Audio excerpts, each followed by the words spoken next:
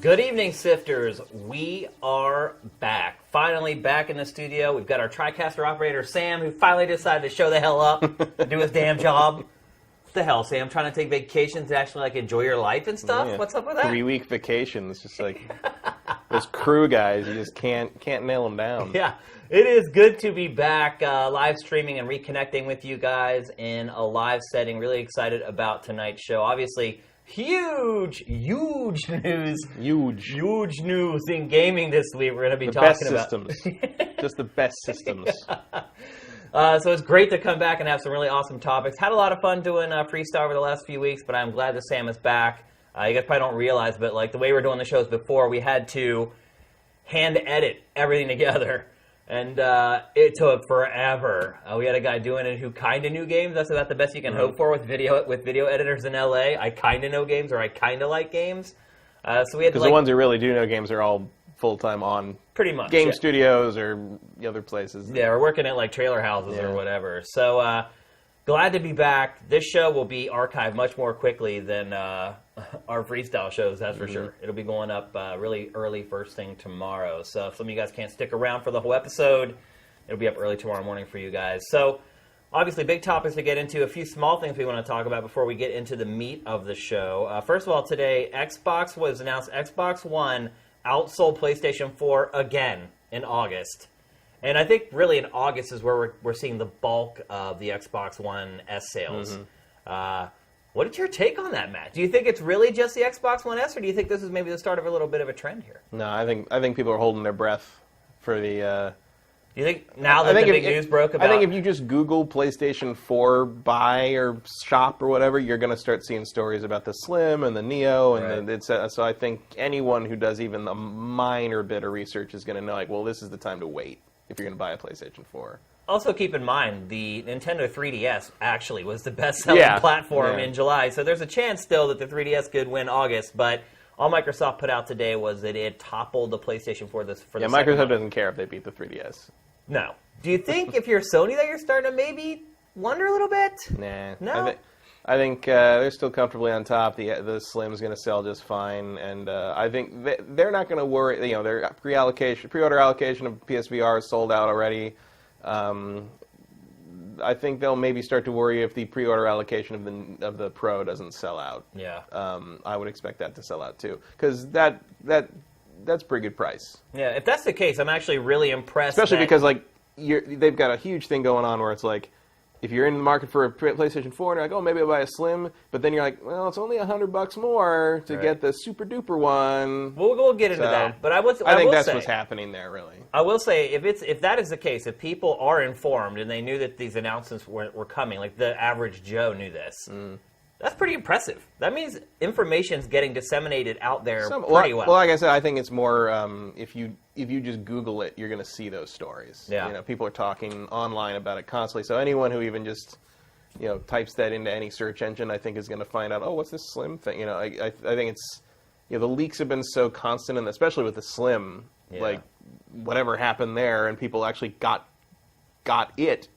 Like got an actual system early, that I think that just must have populated the Google search enough that anyone who even decided to, if it wasn't an impulse buy, if you decided to do a little comparison shopping, I think you found out inadvertently, even if you weren't even trying. It was funny too to see at Sony's media event that it never even recognized the leaks. A lot of times when they do these press events and something leaks out beforehand, they'll crack like a little joke about it or make light of it. No. There was nothing. However that happened, that was not a laughing matter, apparently. Yeah, I mean, I think they proved that by how quickly they were taking down videos of the Slim online. I mean... Well, I will probably never know the real story behind, but like, how'd they get the system? Like that... I've heard information is one thing, but the actual unit? Well, the funny part is that like a couple days before the event, someone actually did a complete teardown of the thing. Like, the thing hadn't even come out yet, and somebody had already got it and completely torn it apart. It hadn't even been announced yet at that point. So, crazy times in our industry. Rumors are swirling, not even rumors, like well-placed informants are saying that the NX is going to be unveiled in October. Not this month, as everyone had kind of thought it would be. Cutting it close. Yeah, I mean, you still got 4 months there. That's enough to get the hype up. I mean, Hype up, but it's more about manufacturing. yeah. I mean, You know, I like, think that's not a lot of time to get a launch allocation out, I unless have they're not expecting to sell too many. I have a feeling they were already being manufactured. Though. I think if they were, then we'd know.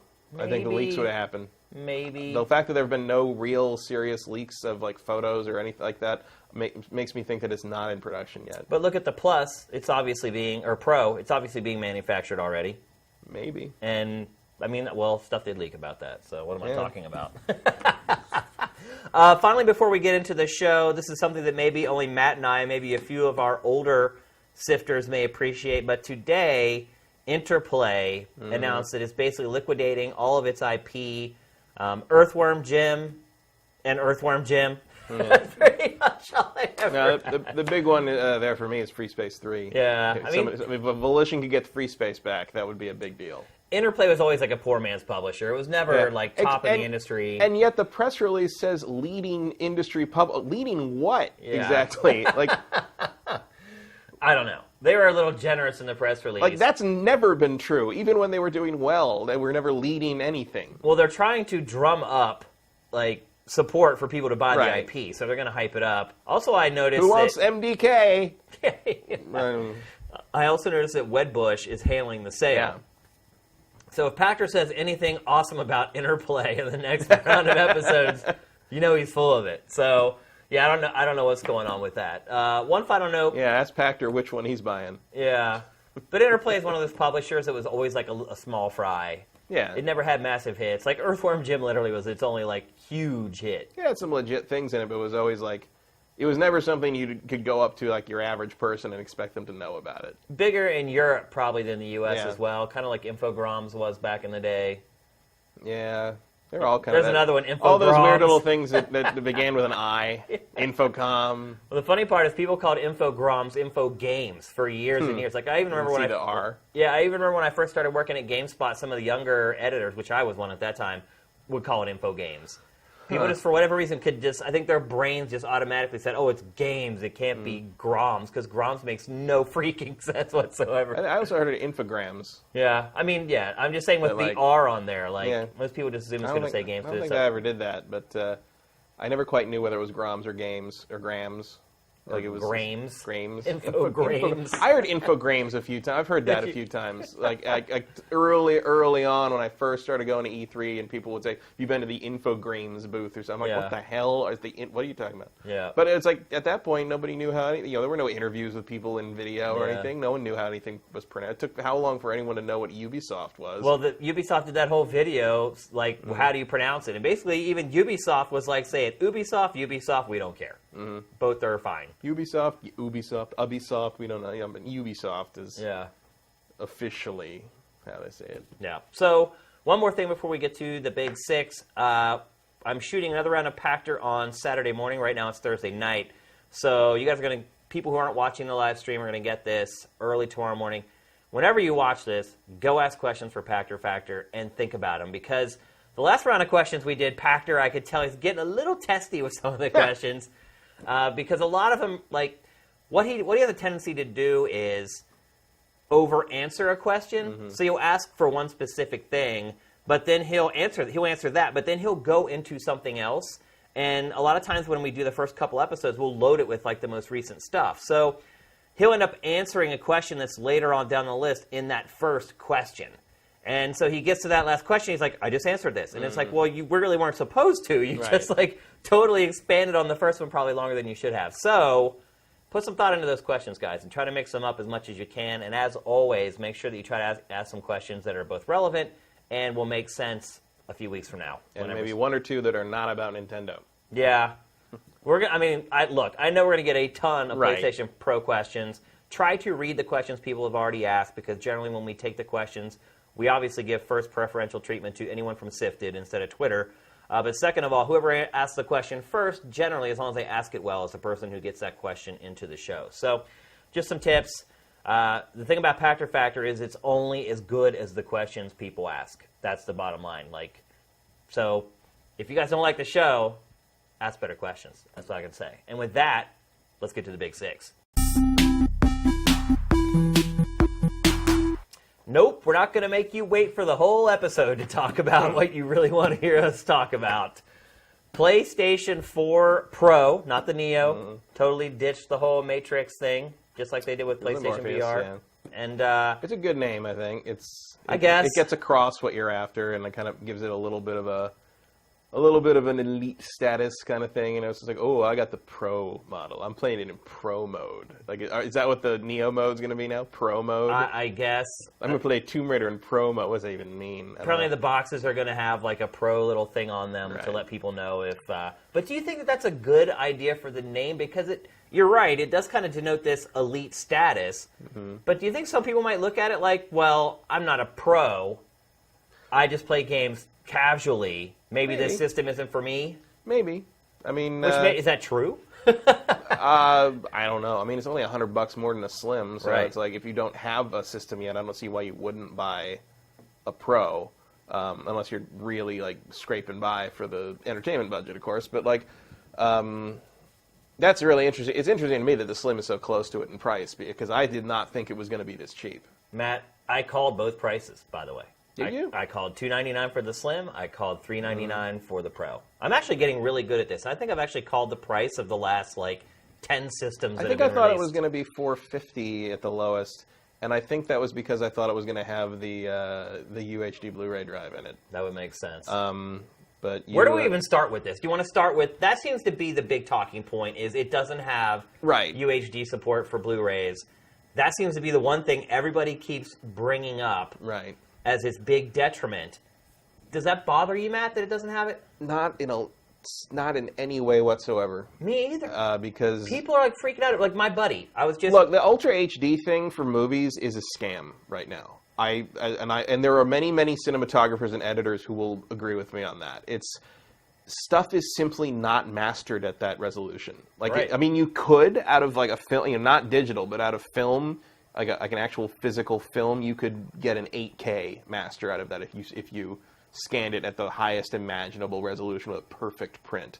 But most stuff is not even mastered in 4K. Even Force Awakens was only mastered in 2K because it was just too expensive. That's what I'm saying. What about old films? What do you do with those? Those are all upscaled. That's the best you can do, right? Or what's old films that are actually shot on film, you can get an 8K transfer out of it. Okay. Yeah, because film is analog. Film is light. You can get a ton of detail, but what you're going to run into problems is late 90s, early 2000s, mid 2000s stuff that when digital was coming in, Attack of the Clones. Not that anybody's desperate to get watch that movie again, but Attack of the Clones was shot at 1080p. The whole thing was shot. The live action is shot in 1080p. The effects are rendered at 1080p. You cannot do a 4K of Attack of the Clones without. Basically, you would have to re-render all the CG. You'd have to re-render all the CG, and you would have to upscale all the live action. It would look terrible. It would look awful. You're always going to be stuck with a 1080p version of the prequels. Basically, at the very least, episode 1 and 2. They might have mastered episode 3 in higher resolution. I'm not sure about that, but the thing is, most movies, and the other thing is, if anyone who has any experience with the Ultra HD Blu-rays that have been put out so far, supposedly 4K. Those masters are terrible. You also have to, on top of that, trust the studios to do a master that is worth it. But gaming is where the 4K support matters. But let's operate under the idea that eventually 4K UHD Blu-rays will matter. Well, by then you'll be buying a PlayStation 5 and it won't matter. You think it'll take that long? Easily. For that to catch up, yeah, I think supporting 4K streaming is far more important. It's not going to look as good as an actual disc, just like 1080p doesn't look as good in streaming as it does on an actual Blu-ray. Yeah. But the amount of studio work that is going to actually support 4K on UHD Blu-ray is so minuscule that anyone who cares that much about it is going to have a dedicated player at this point. My perspective on it is that I never buy movies ever. The last time I bought a Blu-ray was when I got my 3D TV. And I bought the 3 best 3D Blu-rays according to reviews on the market, just so I could enjoy my 3D TV because I knew content was limited. I haven't bought anything since. I don't really buy movies at all. Most people buy me movies, it seems like, for like Christmas or my birthday. Well, I know they can't get you games, so... And they'll buy me like the same ones over and over again. Like I think I have like 3 copies of like Beat Street from my relatives because I remember when I was like 12 and I used to break and like I went to see Beat Street with them. Like stuff like that I get, but like I don't buy movies anymore. And Sony's perspective on this whole thing is that they don't think people are going to buy movies, that they think people are just going to stream movies. In 4K, that seems a little dicey. Like I was just back on the East Coast for the weekend. I was hanging out with my buddy who just got a brand new Boss 65-inch Samsung 4K TV. And he was trying to stream stuff from YouTube, and it's hardwired and everything, and still it like constantly is pausing and like jerking. Yeah, like the infrastructure is not entirely there yet. It's the streaming is going to be fine. It's going to be better than what you have on the existing systems, but it's not going to be as good as the disc. Never will be. I still do buy Blu-rays of stuff that I'm really sure a lot like. of people do. Not everything. When DVDs were in their heyday, I would buy everything. I mean, I used to buy a ton.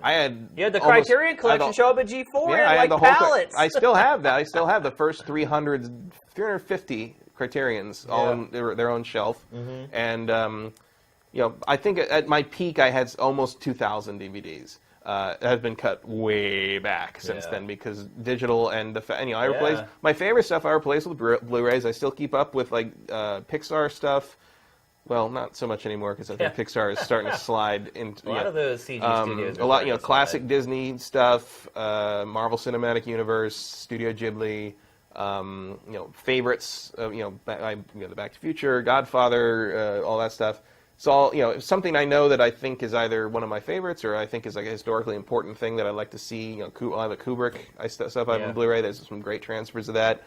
But like I have not upgraded to 4K stuff yet, and I will probably not be doing that for quite some time, at least until I see that the media is there to support it, because most of these studios are not interested in going back and doing a true 4K remaster of their classic films, and you're not going to see that for quite some time. Well, my buddy ultimately... It's way ahead of it. The cart is way ahead of the horse on this one, I think. Well, then this same guy yesterday starts texting me after all this news breaks, and he's like, so what's up with the Pro? And I'm like, it's going to be the best system to play games, at least for the next year, without a doubt. And I'm like, even then, if you don't like Microsoft's software lineup, it's still going to be better. And he still went and bought the 1S because it will play the UHD. So there are some people that is out an there. advantage for the S because that's one of the few accessible And that's the ones. S, not even the Scorpio. Right. And I don't know if anybody knows the Scorpio is going to have that. But I think it's a safe assumption. But although they asked Microsoft about it, Microsoft has not yet committed to it, but it made some statement like it's highly likely they were very cagey about it at E3. I think the lack of it in the Pro will push them to put it in the Scorpio. Oh, yeah. I think you're going to see They're going to turn the tables on Sony. Oh, I think they're really that's what Sony did to them. Right. I think they're going to really push the Scorpio to be noticeably more powerful, and it's still not going to matter to me because all I want one of these new upgraded systems for is to play Sony's exclusives. Right. Because I have a PC that can play whatever Microsoft can throw at it. Right. But for console players and people who aren't interested in having a high-end PC like that, that's going to be a really good deal. And putting the UHD in just makes it even more of the total package. So I think Microsoft will do that. Will it be a good deal? I mean, we don't know the price yet. If that's what you're after, I mean, because if you buy one of those TVs, you want something that can keep up with it. Right. So it makes sense that you would want. I mean, it's not like I look at the people complaining that the UHD isn't in the PS4 Pro and being like, oh, these people are crazy. It's like, no, I get why they want that there. It's just one less thing to have to buy, and it costs Sony like $15 to put it in there. Right. But I think they really were targeting that $400 price point, and maybe it needs to bite the bullet on the $15. Maybe so. Maybe so. Too late now. I mean, I think the internal argument could have been made. Yeah. But apparently it didn't. So I'm not going to miss it. I understand why people are pissed about it because, it's like. It's called the Pro. You'd think it would have the top of the line available features in it, but it just I'm not going to miss it because I don't think it's a very important feature right now, and it won't be for another 4 to 7 years. So. And traditionally, Sony does have the latest media capabilities. Well, they own it. So, right. The PlayStation 2 really launched the DVD craze. PlayStation 3 with Blu-ray. The difference is, I think. The difference between VHS and DVDs were just night and day. For sure. Anyone can see them. I still remember going in for a going away present in 1997 when I went back to college. My dad got me out of nowhere. He got me one of those giant, crazy Sony Blu-ray, DVD players. Where like the front opened up and all. It was like here is. It had like a carousel where you could put. Like, it's like here is the future, and like I was like, okay, fine. So I went and I took it to college with me, and I got like a. I had a TV, and I got I think it was a copy of The Wild Bunch and a copy of Blade Runner. One of the first DVDs, and I had to explain to my roommates what it was. Yeah. And they're like, what's it? I love my VHS. Yeah. And I put in Blade Runner, and I was like, oh, wow. Oh, my God. Like, it was, like, unbelievable. And I can definitely see the difference between, like, a DVD and a Blu-ray. Oh, yeah. And then of, like, it's a Blu-ray and an Ultra HD. Yeah. But I'll tell you this much. I can see the difference between 1080p gaming and 4K gaming a lot easier. Oh, for sure. Because just the thing about a game is like when you render a game at 4K on your computer, or when you do it like you downsample the way they're going to do with a Pro, you're literally putting more visual information on the screen than you would. Not just bigger. You're putting like you're putting, and you can see that. It's more you can dense. feel it. Even like you said, like when you see the 4K for Forza Horizon 3. Shots and video, like you can tell when you downsample that there's a difference. I mean, I've been playing Deus Ex. I'm running at 3K, downsampling to 1440p, and it makes a difference. It really does. And like you got to be trained to kind of. I mean, not trained. It's not like we went to school for this, but it's like you got to know what you're looking for. But you can definitely see the difference. And that's why I think in terms of like the Ultra HD, the 4K stuff, like gaming is where it is at on that, because that is where you're going to see just night and day differences, and you're not going to see that as much unless with movies and TV shows, unless a studio really goes to the effort to make a dedicated 4 or 8K master out of their stuff, and that's just not going to happen for any but the most lucrative and important films. Okay, so that segues nicely into the next part of the conversation, which is games, which is what most of us are going to use this thing for, is to play games, which is why I'm so shocked that there's been such an uproar over, like, I can't watch my movie disc. If people are going to spend almost $100,000 on something they wanted to do everything they can imagine they would want that item to do, and Sony systems have always been able to play the cutting-edge movie discs. I mean, the PlayStation 3 is still the best Blu-ray player I own.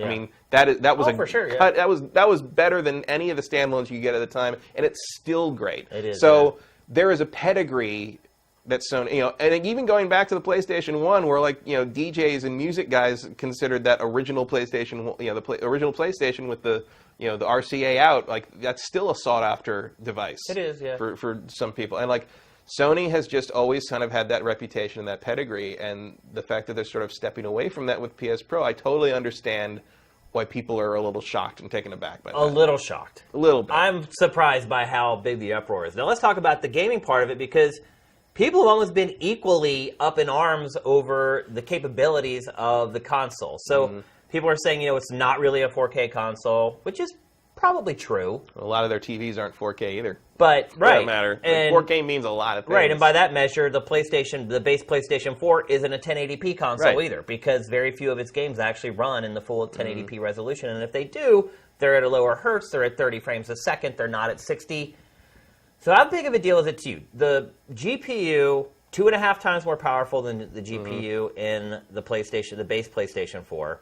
They're saying that the processor, they won't say exactly how much more powerful it is, but they're saying it is a magnitude more powerful.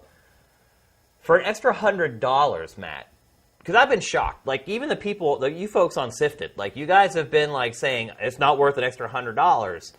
Do you think it's worth that extra $100, what you're getting out of this thing? Yes.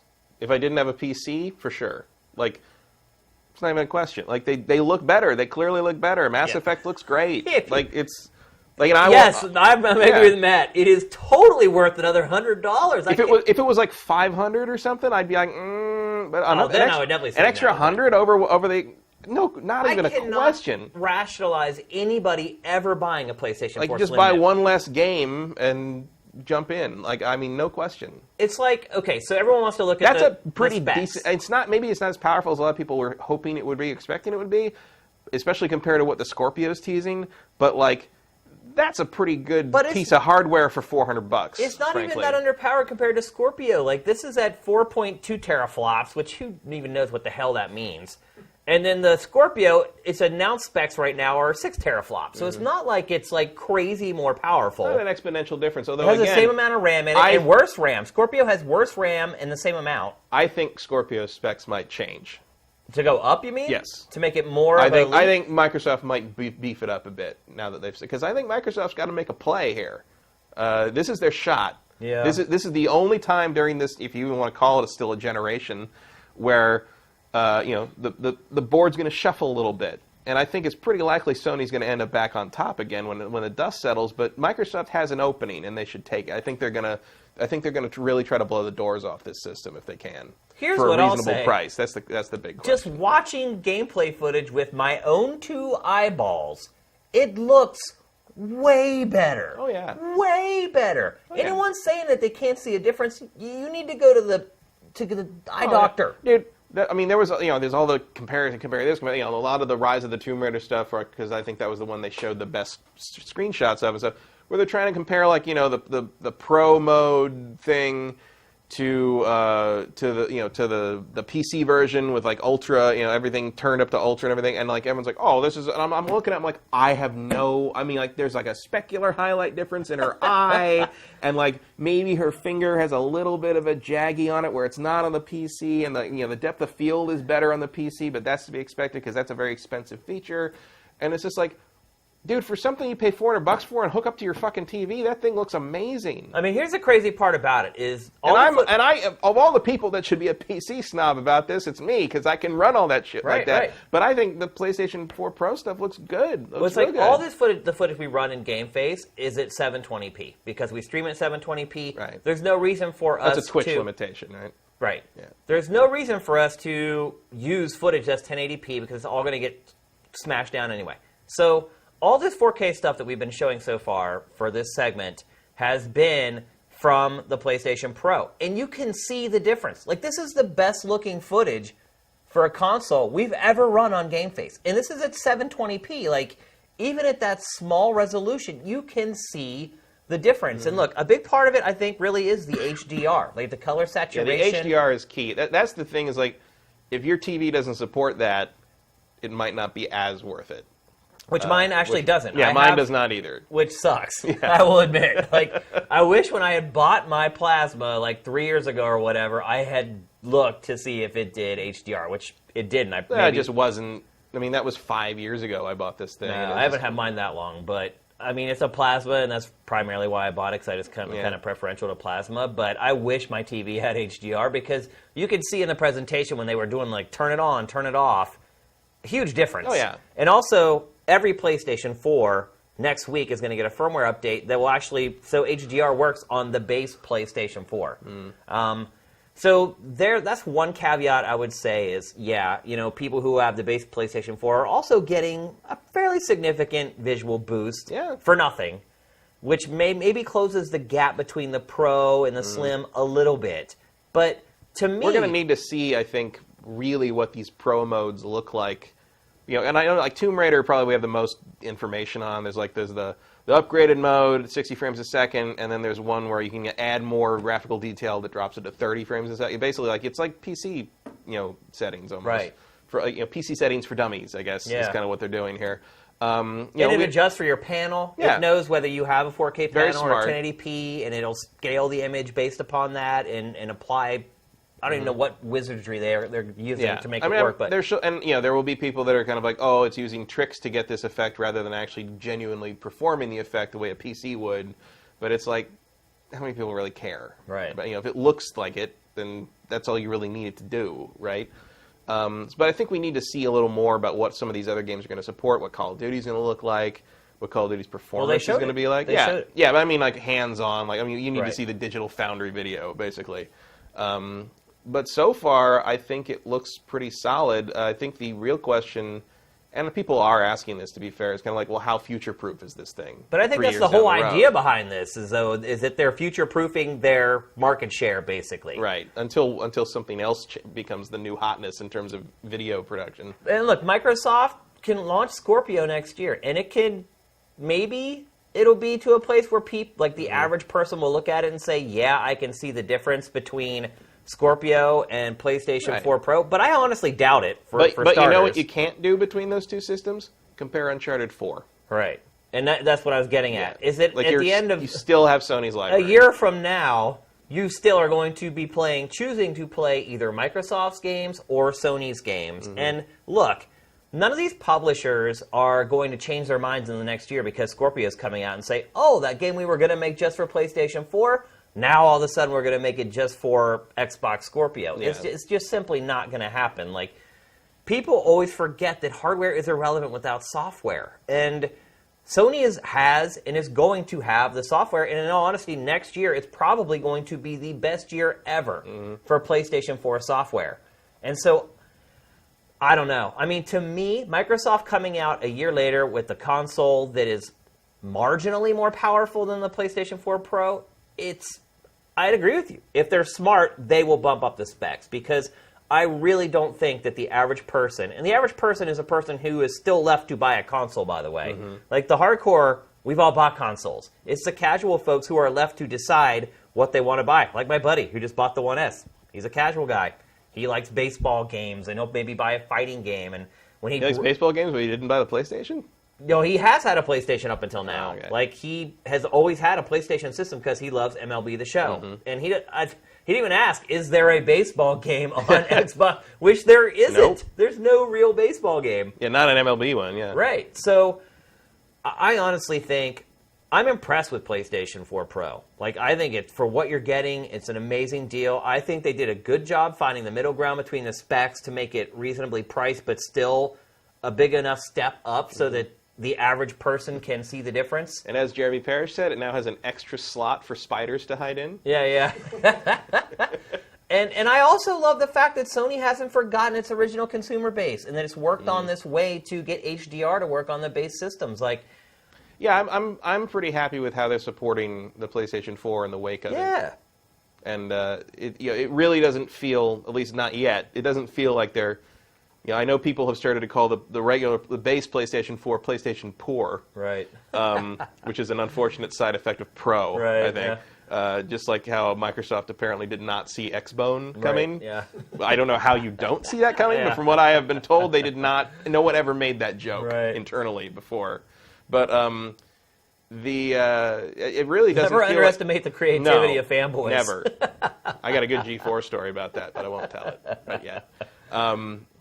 But they, it doesn't feel like they're kind of leaving it behind, Yeah. And that's kind of the worry you always. It's like, oh, well, you're going to end up in this, like we've mentioned before, the Hyrule Warriors situation with the 3DS, where it's like if you have the old 3DS, you can't really play it. Yeah. It's not very functional. Yeah. But it won't runs. crash, but it runs. Okay. It runs, but it doesn't really play, Right. does it? So it doesn't look like they're going to be doing that, at least not initially. Eventually, you're going to hit that point where they have to leave that old hardware behind, probably when they're starting to move into the next new hardware. Well, then you start talking about PlayStation VR and how it's going to help with Yeah. PlayStation VR. Several developers have come out in the last couple of days saying that their games will, in fact, now run at a higher frame rate and a higher resolution. Today, Jonathan Blow said The Witness will run at 90 frames a second on the PlayStation 4 Pro and will display at full, true 1080p at the very least. So It's good, not the most demanding game in the world. it's really. not. It looks like the engine for that game, though, is a little under optimized, though. Yeah. Because for as simple as So that game is, it does not run great. It's So it's testy. Yeah. I think they say. I honestly, look, it's not just like consumers who have been up in arms for the last couple of days. Like, a lot of journalists have been going after this thing. Like, I really don't get it. Like, I wonder if there was kind of more of an expectation of it being a new system almost, rather than like an incremental upgrade. I mean, this this is not the specs PlayStation. were out there, Right, but it's not the PlayStation 5. It's the iPhone 6s, basically. Right. And so it feels like the PlayStation 4 equivalent of the iPhone 6s. It's better performance, a little more expensive, looks a little different. Yeah. There you go. It says something different on the side. Like you'll get the performance. You're not going to pay a fortune for the extra performance. But that's what it is. It is what it is. Not to be cliched, but it's like that's pretty much what I thought it was going to be. Yeah, I mean, look, I'm going to sell or trade in my base model PlayStation 4, get probably $250 to $300 for it, spend $100 to $150 to upgrade to the Pro. Like, well, I'm going to do the transfer thing first. oh, for sure, yeah. I'm well, yeah, I'm not going to lose all my stuff. No, I'm keeping PT. Right. But yeah, I mean, I don't know. I mean, yeah, I'll probably just hand off the PlayStation 4 to somebody or so. I think it's fine. If only just for PlayStation VR. Yeah. I mean, on just Well, on also, that like, base level. Look, man, anything that makes Horizon Zero Dawn look better, man. And that's another point I want to bring up is that like games that are already in development look so much better. Knowing what they're going to be working with, clearly they've been built with that in mind. Well, even Guerrilla was like, no, it's not native 4K. We're totally like upscaling it. And they have some crazy kind of algorithm thing that's going on with the Pro that is not just generic upscaling. They're doing a bunch of tricks to make it look better. But they fully admitted it's not native 4K. I don't give a crap. That footage that they showed of Horizon Zero Dawn in 4K was mind-blowing.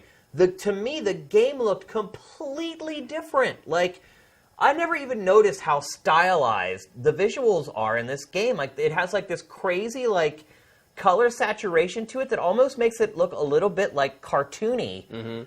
And watching it before, I never got that from it. And watching this footage, it looked completely different. Like the armor plates on some of the walking creatures looked completely different to me, watching it in this footage. And again, not native 4K. So eventually there are going to be native 4K games released for this. And oh my gosh, what are they going to look like? Yeah. I mean, this is the first round of stuff. I mean, even today, this is what I'm in for. Is like, maybe this could look better if it was on a really powerful PC. But it's not, and it's never going to be. And it's never going to be. So this is your question of like, look, that looks very like creepily more organic almost in terms of the way the plates are laid out and the kind of the dusky color of it. There's a detail and everything, the color saturation. To me, it is a huge difference. I don't know why I'm seeing things that apparently other people aren't seeing. Like, and the light, look at the lighting in the shade. Oh yeah, look at the shadows. I mean, it's very. It's $100. That's $100. It's $100 for that. No People are acting like it's an extra $1,000. It really does look way better than what they've shown before. Like we put up a poll today on Sifted, and a lot of people were like, "I'm not buying it at all. I'm happy with my own PlayStation 4." I'm like, man, to get this boost in performance, like, and not lose anything for $100, it's like you may be saying that now, but 2 years from now, I think they'll have a change of heart. Yeah, I think. Yeah. And then it'll be cheaper, so. Maybe some people are... I mean, if you're willing to trade in your existing PlayStation 4, I think it could be a pretty good deal. A really good deal. Yeah. I mean, and if you're buying a PlayStation 4 for the first time, which there aren't that many people left to still buy one as well as it's done, but to me, if anybody asks me, hey, I want to buy a PlayStation 4, which do I buy? Put the $100 down and get the Pro. Like, I would never recommend buying the Slim. I just wouldn't. I don't know. Maybe part of it is when I first bought my PlayStation 4, it was $400 anyway. I don't know. Yeah, I wouldn't. I mean, I get that like you want the bargain model, but like I feel like the Slim's going to drop in price substantially, even within a year. Yeah, you're probably right. But right now, you want someone who doesn't have a PlayStation 4 to really be looking at that thing and be like, well, for $100 more, I get this better thing. And I think that's the strategy because some people have been complaining that the Slim is very expensive compared to like. Where it used to be, where Slim Sony's used to be half price. Like 3 years in, you used to basically Sony systems would be about half what they cost at launch, and partly that's inflation, but also it's like I don't think they really want you to buy the Slim right now. I think they want you to jump in on the Pro if you're even wait and save an extra $100 another week or two, and there you jump in. No optical audio out on the Slim. That's weird. That is so dirty. Real dirty. Why PlayStation 2 did that. Like, I have no idea. But it's on the Pro. Oh, yeah. Of course it's on the Pro. Only professionals care about digital audio, kids. Yeah. That's, So, based upon what we know, do you see this in any way affecting Sony's place in the marketplace in a negative way? Do you think there's any way that some people would be like, I'm going to wait for Scorpio and not buy the Pro? Probably not. I mean... It's hard. I mean, it's hard to guess because we've never really seen anything like this in consoles before. So, who knows? Maybe it'll be just completely roundly rejected by the maybe not enough of us are interested that much. Maybe too many people are going to wait for Horizon. I think maybe February you'll see a spike if they're available at retail at that point. Right. But my instinct and experience says that the pre-order allocation for November will probably sell out. Yeah. And it'll be a hot thing coming into Black Friday, and stores will bundle it with a PSVR and a second or third shipments of those, and it'll all kind of work out the way Sony thinks it's going to work out. I'm curious as to whether VR will have its momentum carry through the holidays. Right. But I think this system's going to be just fine. Well, then even some games I didn't even think about. Well, first of all, like it was announced today, Titanfall 2 is going to be compatible with it. Steep and Ghost Recon Wildlands compatible with it. And then they put out a trailer. Wildlands is going to look great on that thing. I'm sure. And then Bethesda today put out a trailer for the Elder Scrolls Online in 4K. And I was like, holy crap, that game looks amazing now. I guess that makes sense, because you already have the PC settings. Yeah. I'm curious, okay, so you're going to hit a point where you're still, because of the lack of Ultra HD optical player, you're going to hit a point where I think a lot of these games in their 4K or whatever, Pro mode, whatever, are going to be more than a Blu-ray can hold. So I wonder if you're going to be dealing with downloading 4K texture packs. Might be. That's a good point, actually. Which might be a consideration or a problem for people who have a bandwidth caps or a limited. You know what we forgot to bring up? You actually brought it up organically. Is the PlayStation Pro has a 1 terabyte hard drive. Oh, right. So you start thinking about that $100 all of a sudden is like, really? You're getting another 500 gigs of storage space, as well as the improvements to the performance of the system. And I have to think that it has that to me. Because those games are going to take up a lot of space. Which is why it led my mind to think, oh, that's right, the hard drive by default is a terabyte. Because I have a 2 terabyte drive in my PlayStation 4 right now, which I would probably try to just swap over. Yeah. I would do the transfer thing where you pull everything off it to transfer the Pro, that I think is in the new PlayStation 4 update coming. Yeah. And then just pull the hard. If it uses the same hard drive, I don't know if it uses the same kind of hard drive. But 2 terabytes is about right. Yeah. I think. Generally, you don't need. I mean, much 1 more terabyte is great.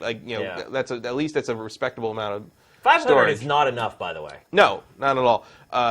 Although, again, having bought a Wii U about a year ago, I'm like, 32 gigs? 32 frickin' gigs, people? It's so crazy.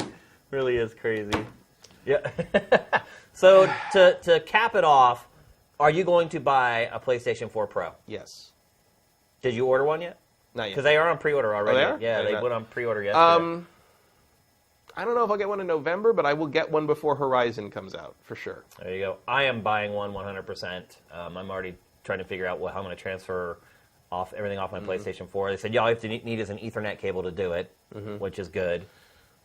So that raises an interesting question, though, in terms of trade-in stuff, because clearly I cannot trade my PlayStation 4 in before I get my Pro, because I need to transfer stuff. Right. So, a lot of times GameStop or whatever runs that deal. It's like, oh, trade it in when you buy this thing, and we'll give you a better deal and better trade-in value. But I can't trade it in yet because I got to transfer my stuff. Yeah. That's why I'm just going to sell mine on Craigslist or eBay or something. Yeah, I don't know. I'll wait till I get my transfer done, and then I'll sell it. Yeah, I will either do that or I will find someone who wants one of my friends who wants one, and give it to him for cheap or something. Yeah. Yeah, I'm excited. Somewhere I am there. excited for the PlayStation 4 Pro. I don't. Maybe I'm on an island here. I'm an anomaly, but I am excited for it. I think it's worth every penny. I think it's definitely worth considering the money you can get if you already have PlayStation 4, the trade-in money or sales money for whatever, however you get rid of your system, or if you don't have one at all yet, no question. I mean, I paid that much for the PlayStation 4 vanilla. I know. That's what I'm saying. No problem. I'm totally cool with it. So let's move on. Next, we're going to talk about a game we waited a whole long time to finally see in action. Pretty much all we had got were just cinematic things cut together from scenes where really nothing was happening.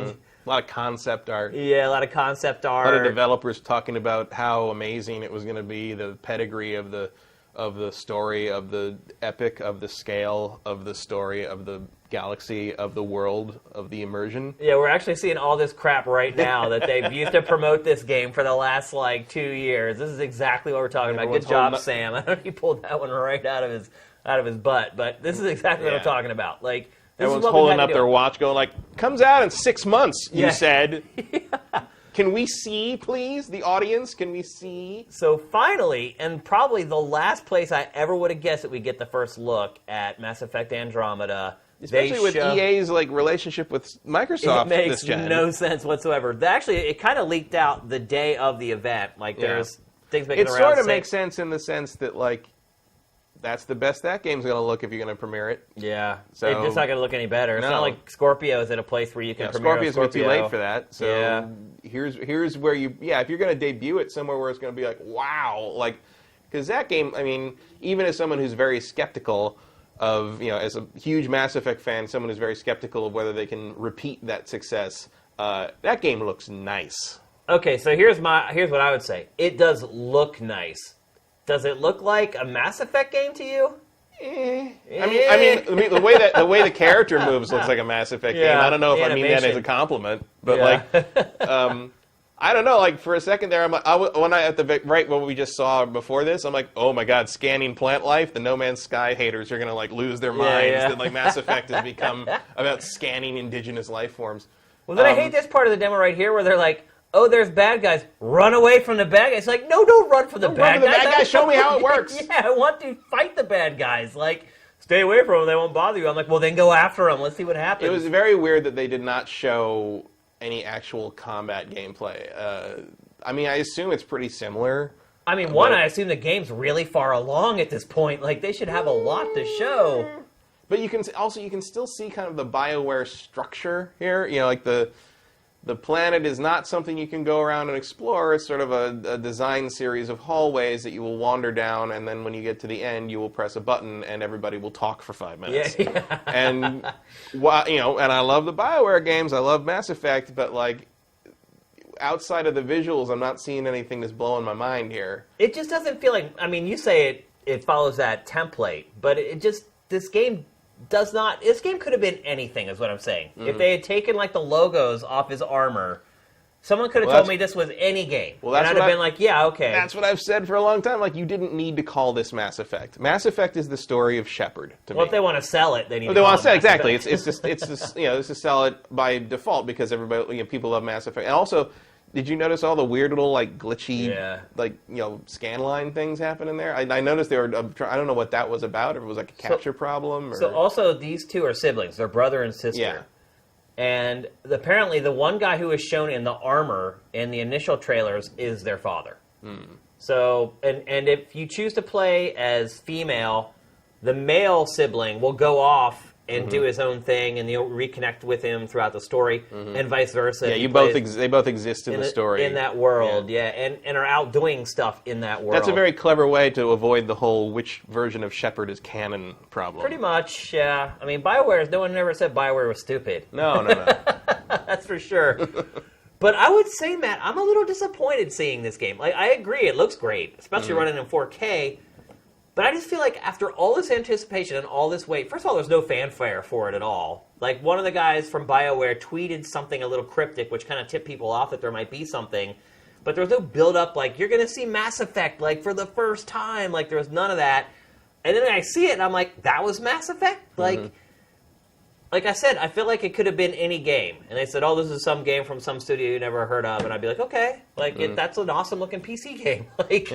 Cool, the Technomancer. Yeah, exactly. I never would have dreamed it was Mass Effect if it weren't for seeing the logos on the armor and things I think I would have. The platforming with the jump. The platforming and the jumping is weird. I would have probably guessed some Mass Effect just by the weird, stiff way the guy runs. Yeah. Because something about that is that's just how BioWare's main characters move. Yeah. But I don't know. It looks like they're making a really pretty version of Mass Effect. And I guess we'll see if the game is any interesting when it happens. I think it's amazing to me that this game could be 6 months or less out, and that's all we know about it. And this is what they show for the first time. I feel like it would have been way smarter for them to just cut together a really kick-ass 4K trailer from footage running on PlayStation Pro, all 4K footage or whatever resolution they're running it at on PlayStation 4 Pro. And just cut together a great action trailer with combat and story sequences and Like the whole shebang. Like give us what we've been waiting for. Instead, we get this weird like walking simulator. Yeah. I mean, isn't that really what we see here? What it makes me wonder, like, is it like, do they want to blow that kind of stuff out at their own event, or like do they not want to? Like, what's happening here? Like, and of course the cutscene at the end of this demo, like, it's hard to kind of get a gauge on what the scale of this game is. Like, it really implies that there's a lot of places to go, a lot of planets to see. Very wide breadth of stuff to do, but like then you wonder, like we've seen this before in the Mass Effects, where it's like, well, actually it's like 5 planets and you can only go to one specific place, and it's like a 10-minute mission. Like, what is this? Like, what are they doing? What's different? No context really. Yeah, we don't know anything more other than like, well, it looks like it's gonna control pretty similarly outside of the jumping, and which just looks completely. It's like, I'm curious how much. I hate any game that like has jumping but doesn't actually let you jump yourself, and it's like, just walk up to this like context-sensitive area. Yeah. And you push a button and he automatically climbs up or whatever. Like, that seems a little odd to me, but the point I'm trying to make is, it's the old adage of, you only get one chance to make a first impression. And this is like everyone's big first impression, really, of this game, and it just seems a bit, not even a bit, like a good bit, underwhelming to me. I'm definitely disappointed in this debut. I expected more. It doesn't look terrible or anything. This is pretty much exactly what I expected. Really? Well, you may remember I have not been entirely bullish on this game. Yeah. You have been sort of apprehensive about it.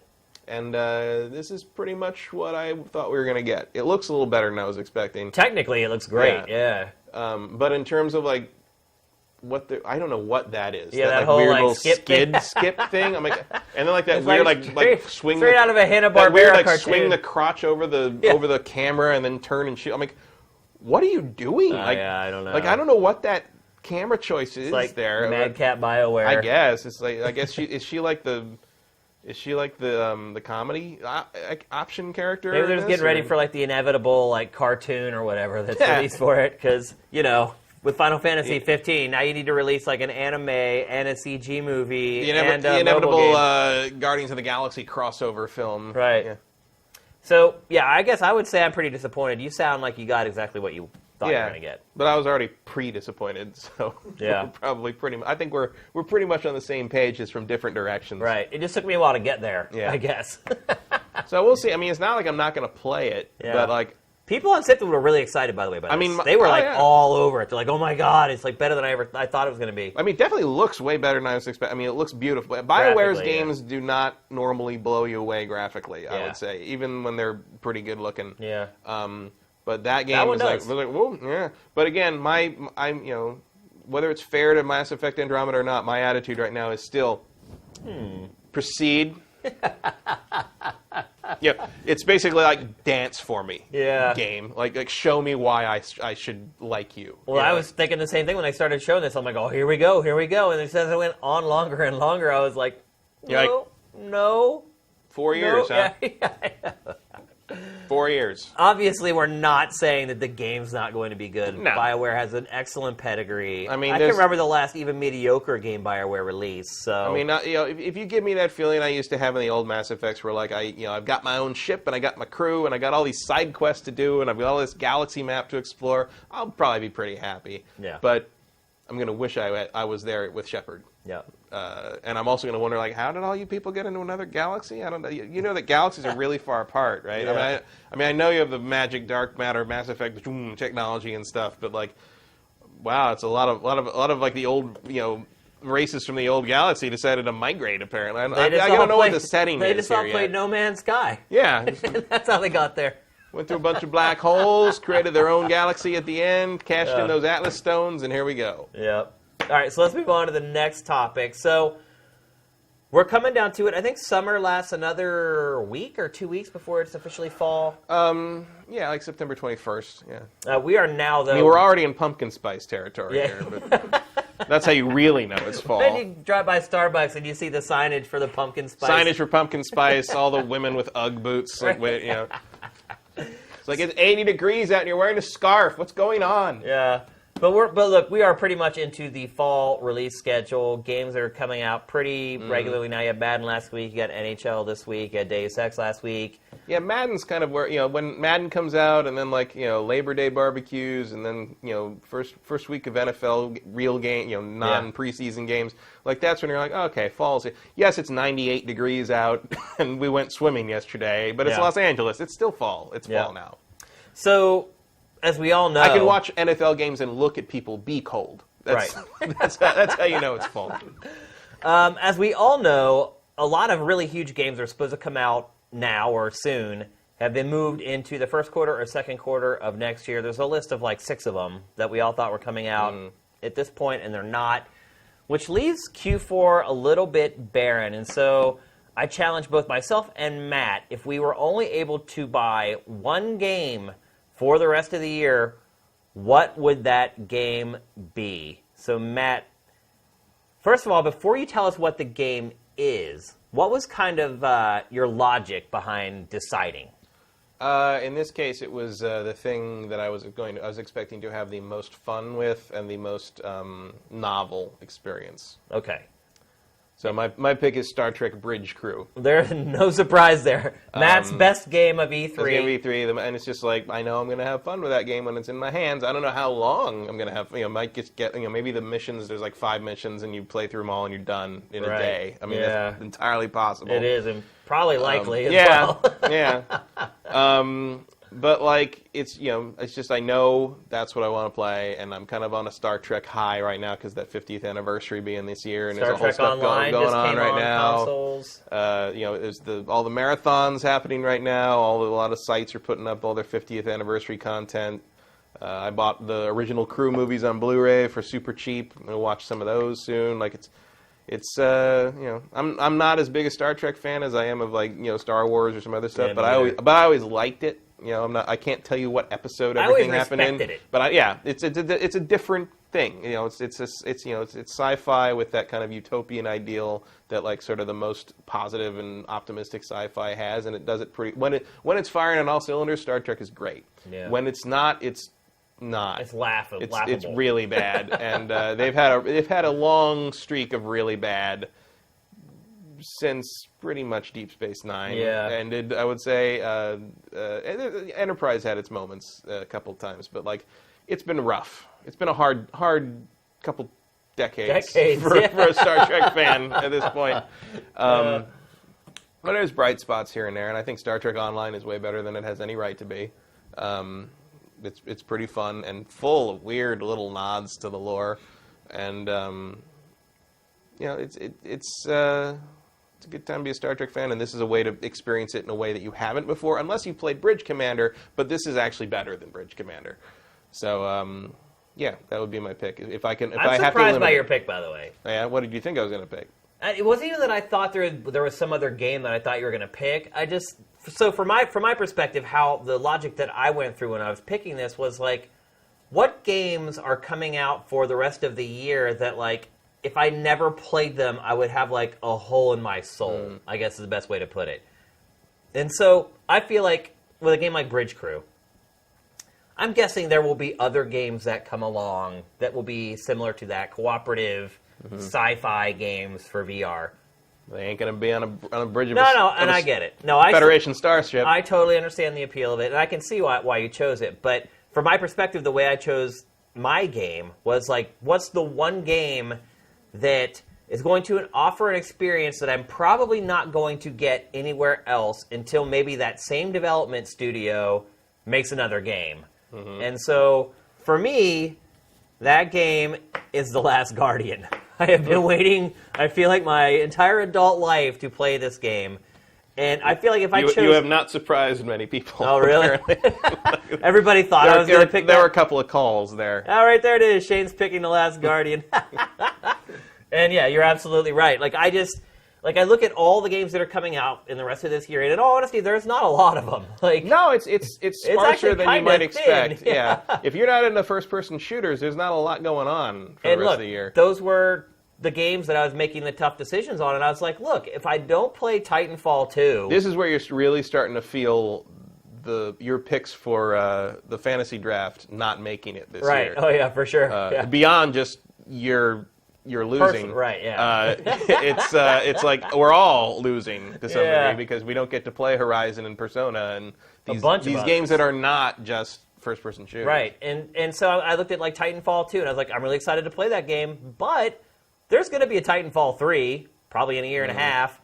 I was looking at Call of Duty Infinite Warfare. I'm like, the game looks awesome, but I know there's going to be another Call of Duty next year. When are we going to get another game like The Last Guardian? If it tanks, will we ever get another one? Well, if the pattern holds, 2027. Yeah, exactly. And so I was also looking through the lens of, any game, if I chose this one game, I could never, ever play the other ones from this year. And so if there was one game where, if this year came to a close and I didn't play it and someone said, you'll never play it now, Last Guardian was my pick. So we had to make some hard decisions on this one. This is not an easy thing to pick, even with a thin Q4, in all honesty. And so we are going to both give one honorable mention. And so, Matt, what was the other game that you were waffling really hard on? Well, the other one was The Last Guardian. There you go. Because out of pure curiosity, I mean, you got to know what that is, and there's going to be a big conversation and probably a big argument because there's no way that game's living up to what a lot of people think it should be. Yeah. After all this time and all this re-announcing and all this hype, so I think there's going to, I think you're going to have maybe not quite as high-pitched as No Man's Sky. That was my question to you. I was going to ask you, so which one do you think will end up disappointing people more? No Man's Sky? I think No Man's Sky. Yeah? No question. Yeah.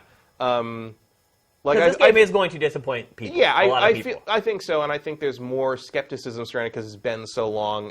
Because it's not like, No Man's Sky, while it was several years, was more like there was so little information, and Team Eco is kind of a known quantity, and so if it does turn out to be like a 5-hour-long game that's basically just Eco with a large partner, it's not going to totally shock me. Right. I feel like most people are going, yeah, okay, that's okay. I hoped it was more than that, but that's kind of what they do. Yeah. So it's sort of not that amazing that that's what it turned out to be. So I think there's going to be a lot of well, there are a lot. That's what it is. There are a lot less promises out there for The Last Guardian Yeah. than there were for No Man's They Sky. haven't fucking said anything. Right. They don't talk to anybody. Maybe that's a testament to keeping your mouth shut a little bit, though. Hello Games hasn't said a goddamn thing in Since 3 weeks. You're never going to hear from those people again. They go out. I'm sure they go out with the fake nose and mustache when they go out to eat lunch now. Are you I feel kidding? bad for those guys. I really do. Because in my But they've opinion, learned a very made hard good game. lesson. They did. And Yeah. I suspect their next game will come out the day before it is announced. That's good. They talked more about No Man's Sky in 3 years than they've talked about this game in 11. Oh yeah. It's pretty crazy to think about. That is one advantage I think Japanese developers have is they are kind of shielded away from a lot of the press. Mm-hmm. It's like the press in Japan is really controlled. Yeah, it's like the fact that this was not there, it's not at E3, it's not at E3. It's like, well, what can we do? It's not like we can go find Team Eco. There's no one to complain to because Yeah. they never go anywhere. It's like they'll never, if they go to E3, which I think they actually were this year, at least the lead developer was, you don't see them walking around the show floor checking out games. They roll in, they do whatever is on their schedule, and then they get the hell out, which I wouldn't blame them. If I were them, I'd probably do the same damn thing. But yeah, this one I'd be, Star Trek was because it was a super known quantity, and it's the one I'm most looking forward to playing, just knowing what it is and having had a good time playing it before. Last Guardian is the one that I'm most interested in, curiosity-wise, and just in terms of wow, what is this? What could it be? What is it going to be? Is it going to be interesting? And it was a distant third, but the other one would probably have been Final Fantasy 15. Just because while I'm not really expecting that game to be any good, I really want to have the fights over it. It's Final Fantasy fights are the best. So because everyone cares so much. Yeah. So my honorable mention, it's not Titanfall 2, and it's not Call of Duty Infinite Warfare. And in all honesty, I was right there with you with Final Fantasy 15. That was right on the brink of being my honorable mention. And you guys will never guess what my honorable mention is, and it's a Dishonored 2. And for a lot of the same reasons that I chose The Last Guardian. I feel like this might be the last game in this series. That seems pretty likely. The first one sold well enough to warrant a sequel. I'm a little worried it might have just seen the last Deus Ex game. Yeah. That game's not selling too well either. It's not selling well at all. And actually, Jim Sterling did a great documentary, a great editorial on that, talking about how the series has kind of lost its focus from what it was originally launched as, and how, it still kind of has the soul, or at least the base concepts of what Deus Ex started as, but how Square Enix has kind of morphed it into this other beast. But I digress. I want to talk about Dishonored. So this game, love it or hate it, it's a really drab and kind of dreary world that it's in, but what you actually do while you're playing in this game, you don't really do in any other games. I mean, the only other game on the horizon that kind of reminds me of it a little bit is Prey. Like, some of the stuff in there, it seems like it maybe is a little bit inspired by Dishonored, but this is the granddaddy here. And I'm really excited to play this game. Some of the stuff they've shown from this art, just this whole like, dimensional thing here, where you're looking through this thing that shows you, like, 2 different time periods. Like, there aren't many games doing stuff like Dishonored, and I feel like there's, even if I may not love the whole of Dishonored 2 as much as some of the other games ultimately, I feel like the moments that I will have playing Dishonored 2 are something that if I missed out on from this year and was never able to go back and play again, I would ultimately regret. And so, for me, Arcane's Dishonored 2 was my honorable mention. And I'm not saying that, like, I think these 2 games are going to be the best games that come out this year. I don't want to hear it when we do our game evals. We're like, oh, this was your game you didn't want to play without, didn't want to die without playing. No, I'm just saying that, like, as far as the intrigue is concerned and my interest is concerned, and what I think both these games bring to the table, these are the 2 that I would have a really hard time getting out of 2016 without playing first. So, and I'll be interested to hear everyone's picks. That's the fun part about doing these topics, is that I always really like to see everyone else's picks in the comments on the archive. So I'll be interested to see those and see if people think we're crazy, and if people came up with better options as well. Although I think The Last Guardian is probably a pretty safe bet, because there's just so much mystery around the game still. And here we are, about a month and a half, 2 months away from? Yeah. Wow. Can you believe that? No, not delayed yet. Not yet. I keep waiting every day to wake up and see, oh, no, it's not going to make it. No. It says delayed Gran Turismo Sport into God knows when. Yeah, well, everybody expected that. I mean...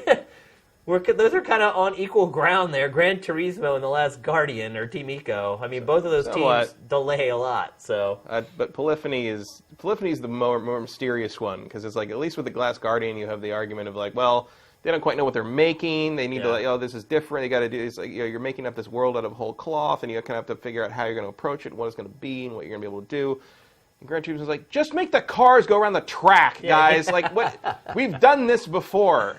And maybe you look at the number at the end of it. Jesus Christ, how long does it take? And maybe if you get a dent or 2 while they go around the track, that'd just an idea. Or maybe, I don't know, maybe have an interface that doesn't make me want to kill you. Yeah, exactly. It's so bad. God, just the UI on those Gran Turismo games has just gone down so and down. So bland and just... Yeah. Bleh. And all I don't know who designs those things. I don't know, but also like... They need to fire that guy. I hate to say it, but... I don't know if it was the last one or the one before the last one, but there was one that was just like, did you think this was being made for a touchscreen? Yeah. and just no one told you? Or like, what? I don't understand what's happening over there. Well, there's lots of games like that now where the menu is hold the button while the little loop fills up. And I feel like that's kind of influenced by mobile games. Somewhat. Also, like Smash Brothers on the Wii U. It's like, how is that, giant panel buttons and you can't touch them? Yeah, I know, on it's this. crazy. What is that?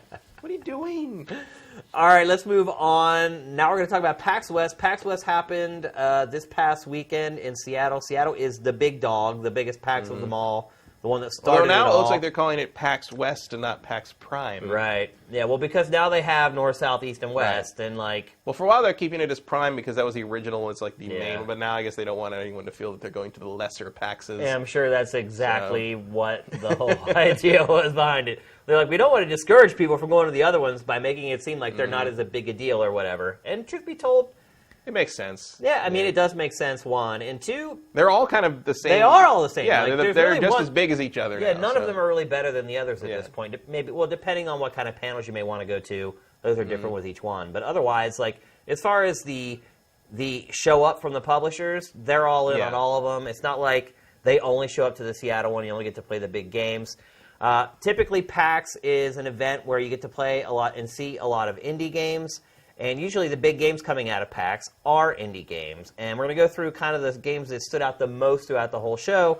And oddly enough, most of them are not indies. So we talked about this last week on GameFace Freestyle, but Duke Nukem 3D, as it turns out, that is the game that's being remastered. I think is the new Duke game. I think a lot of people are maybe a little disappointed with that. It's not a new Duke Nukem. It is, in fact, the remastered Duke Nukem 3D.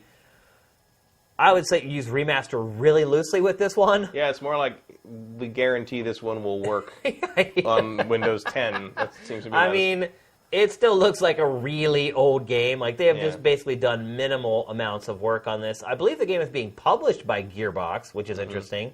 It's definitely. I mean, it looks better than running the original game now on modern. But basically, they're just making it work on modern hardware. Yeah, I mean, it looks like they did a lot more work on the environments than they did on the characters. I'll say Yeah. I don't know if they did that intentionally to kind of keep it. Yeah, I think there's people that consider like kind of that weird jaggy look is sort of part of the charm.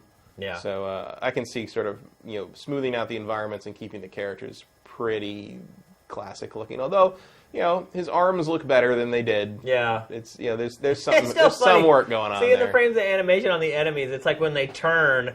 It's like there's just 3 frames to show them from the different perspective. It's so funny. I always remember like how long it took people to realize that like the corpses in Wolfenstein 3D are just the feet always face you. Like it took so long to notice that. Like it was so many tricks. Probably the most reported on game though from PAX. For whatever reason, people seem to have resonated, and a lot of people were gushing all over saying they loved it. So it's like maybe it's a little bit of the Doom bleed over with a little bit of the Doom bleed over, kind of the Serious Sam thing, where it's like people don't really make those games anymore. Circle strafers. Yeah, where you just strafe in a circle and fire like crazy. Another game, Sonic Mania, was debuted a couple weeks ago. Playable at PAX.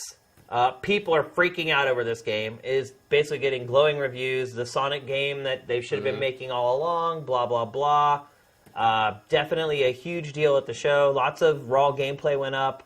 I'm still at a little bit of a loss to see why people are so excited over this game. Because the 3D versions have been useless, and this like kind of, there was sort of this feeling of... what was one of the Sega guys? So basically, like one of their attitudes was like, what if Sega had made like a 2D Sonic platformer on the Saturn? Right. And what would it have looked like then? That is pretty much what this is. And that's pretty much what this is. I mean, it's running at 60. You can see that the animation is also at 60. Like the rings are animated at 60. I mean, it's really pretty if you have the affinity for the old, Sonic 1 and Sonic 2, really, because it's using Sonic 1 and Sonic 2's, more Sonic 1's art style, which is good because I hate Sonic 3 and Sonic and Knuckles' art style. But well, I definitely love this Sonic look. Of Sonic the character. Like he's a lot more edgy in this than he is now. But also, it's using sort of the Genesis palette in a weird way, and kind of extrapolating from that. So it's clearly something that couldn't have been done on the Genesis because of the visual fidelity, but it looks like it maybe could have been. Like they're really walking that tightrope well, and of course, I think people are just inclined to trust this kind of Sonic game more than another 3D attempt. What was, and we mentioned this on the show before, but I can't remember what the final conclusion was. What was the Sonic game for the GBA? Like Sonic Advance? Was it? Yeah. Well, there was Sonic. That was good. Like, there were a bunch of them. One they put out for the first one, where they actually went back to the roots for the GBA. That game I thought was great. I really enjoyed that. Sonic Rush? Maybe. Someone in the chat maybe knows. Yeah, I don't. Just Google. I know they did make like 3 of them, and like Cream the Rabbit came in at that point, and all that. Yeah, those were good. Yeah, I enjoyed those. But I don't know. I feel like I may be a little bit burnt out on Sonic. I can understand why people. I haven't played one in a fans. while, so probably not since Generations. I skipped most of the 3D stuff. So yeah, I played all those 3D games. I had to review a lot of them at GT, and so inevitably I ended up playing them. And I'd enjoy parts of them. Did you play Sonic in the Black Knight? I did not. You play the one with the Werehog? I did. Yeah, that was probably the worst. I didn't have to play 2006. I think Ryan Stevens reviewed that for us. Maybe it was Justin Spear. I can't remember. I didn't have to play that monstrosity. Like what about? I went to the back and watched them play it. I was like, oh, that's all I need. What about Shadow the Hedgehog? Yeah, I played that. Yeah, it's really bad. They're all bad. Yeah. And that's part of the reason why I've lost interest, because the games have been bad for so long. And the other part of it, too, is like I said on the show before, I'm just kind of burnt out on just 2D side-scrolling platformers, just from literally 30-plus years of playing that genre. So I'm glad everyone else is happy. Like, I get joy when other people have joy, so I get that angle of it. Will I play the game? Probably not. I'll play. I mean, as someone who thinks Sonic the Hedgehog peaked with Sonic 1, I will probably play this game. All right, next game we're going to talk about, and this game did totally change my perspective on it. Unlike Sonic, this game showing at PAX really did change my opinion, and it is Paper Mario Color Splash, a game that was announced, one of the last remaining Wii U games, probably the only Wii U game worth even mentioning for Q4 this year.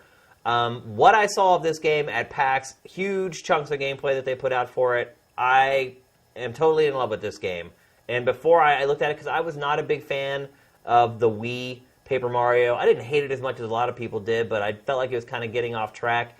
I feel like there's a lot of creativity in this game. I feel like I can see already like the Nintendo sparkles all over it, the pixie dust that Nintendo puts on its games. I'm really excited for this game. And again, it is something that's pretty different. Like, there's really no other game that's coming out in Q4 that's anything like this game. Not that there's ever really been anything like the Paper Mario games, right? Other than Paper Mario. Even the Paper Mario games aren't like the Paper Mario games anymore. That's a good point. I do feel like this one looks like it's going to be a return to form. Again, I feel like the creativity in this game and some of the ideas in the game design and the level design is really unique and clever. I'm excited for it. And before PAX, it was not really on my radar. It's definitely not tracking very high on my radar. And so I'm pretty stoked for it now. I'm really excited for it. It'll be nice to play maybe one last game on my Wii U, because I'm probably going to play Zelda on the NX. It's kind of crazy to think that we're at the place where like we will be playing like the last games on our Wii U's. Yeah. It's really sad, to be honest. Like, I felt like I never got my full enjoyment out of that system, but I'm still waiting. I'm not going to commit to playing Zelda on the NX until I see what it is. Yeah. But I don't know about this one. I might not. It does have some of the best lemons I've ever seen in a game. I mean, like, man, like those are some beautiful lemons. like the weird live action like cartoon sticker combination thing they're going with this is a pretty neat look. I think the whole thing is just very clever and really different. So I have high hopes for it. Next up, Gears of War 4. They showed both the Horde mode 3.0 and they showed it running on PC for the first time. Did you actually get a chance to see it running on the PC? I thought they showed it on the PC at E3. No. Oh, this is the first time I saw PC. I think behind closed doors demo was the PC, if I'm not mistaken. This was the first time I They were saw showing it on that ridiculous 4K like super duper television in the booth. And I think that was the PC version. I totally missed it. I didn't see it. So for me, this was the first time I saw PC footage. That's not what you're seeing right now, by the way. This is the Horde trailer. Yeah. This is the Horde mode trailer. Horde mode seems to have turned a lot of people's opinions on this game. I mean, I don't know what to me, it hasn't changed all that much. No, but I mean, Horde mode people had to know it was coming. Right. I mean, Horde mode is my favorite. Horde mode is my favorite part of Gears of War. Well, you got something against Horde mode? So, that'd be more of a GTA sub game, I think. Horde mode is my favorite part of Gears of War in general. So like, seeing like I mean, you knew it was going to be in here, but it's nice to see that it's there and it's robust and it's a big deal, and there's going to be some real support happening here and some variety and some stuff we haven't seen before, because we're used to fighting Locust, and there's a respectable enemy variety in this one, that looks like. Oh, yeah. I mean, there's huge boss fights, which I'm all down with. But there's also, it seems to be classes now, yeah. Yeah, I mean, am I crazy? But that was never a part of Horde before, right? No. Unless it was in... I don't know if that's good or not, but... Unless it was in that Baird spin-off one that I can never remember. God, I can't remember its name. Began with an A, I think. What are you talking about? The fourth Gears of War game? Oh, not Ascension. That's God of War. Judgment. Yeah. I didn't play that one, so unless the classes were in that. Yeah, I didn't play it either, actually. Just like I didn't play Ascension. No, actually, I played a little bit of that. I didn't play either of them. Yeah. I own Ascension and Judgment, but I've never played them. I only have Judgment because when you bought Gears of War 1, the remaster, you got all the backwards compatibility ones for free to download. That's right, I forgot about that. Does this change your impression of Gears 4 at all? No, I mean, it's still kind of in that, like, oh, cool. I'll play that. I mean, the other thing was like with the Horde mode is like I don't know who I'm going to play it with because like most of the people I used to play Horde mode with like don't even play video games anymore because they're too busy changing diapers. Yeah, they don't play games anymore, or they bought a PlayStation 4 instead of an Xbox One. You're right. It might be hard to get a group together to play this. I will say, to me personally, more than the Horde mode, seeing it running on PC was the more impressive thing for me. Being able to see what this game really looks like. Yeah, it really looks nice. Because, I mean, that's really what you're getting. Like, when you're playing it on Xbox One, you're kind of getting, like, the Vaseline smeared version of it. And you're playing it on PC, you're seeing exactly what the Coalition created. The textures as they're supposed to be, anti-aliasing the way it's supposed to be. Everything that they put all this hard work into, you're really getting to see the fruits of their labor. And I was really impressed with how good Gears 4 looked, which bodes well for how it's going to look on Scorpio, ultimately, as well.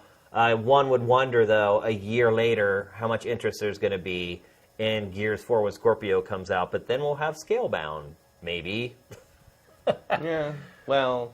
It is interesting to start thinking about... Scalebound. I forgot about Scalebound. Scalebound's got some work to do. It is interesting to start thinking about, now that we've seen the PlayStation 4 Pro, and how it has had an effect on the games we already know about, and the games that are already announced, we've already seen a ton of footage of, and seeing that game running with that new resolution and everything, to start thinking about that on Microsoft's side, which is, what will some of this stuff look like when it's running on the Scorpio? So, hopeful. I don't think it's going to turn the tide or anything like that, but certainly it could help a little bit, at least. It's going to be better than Quantum Break. Yeah.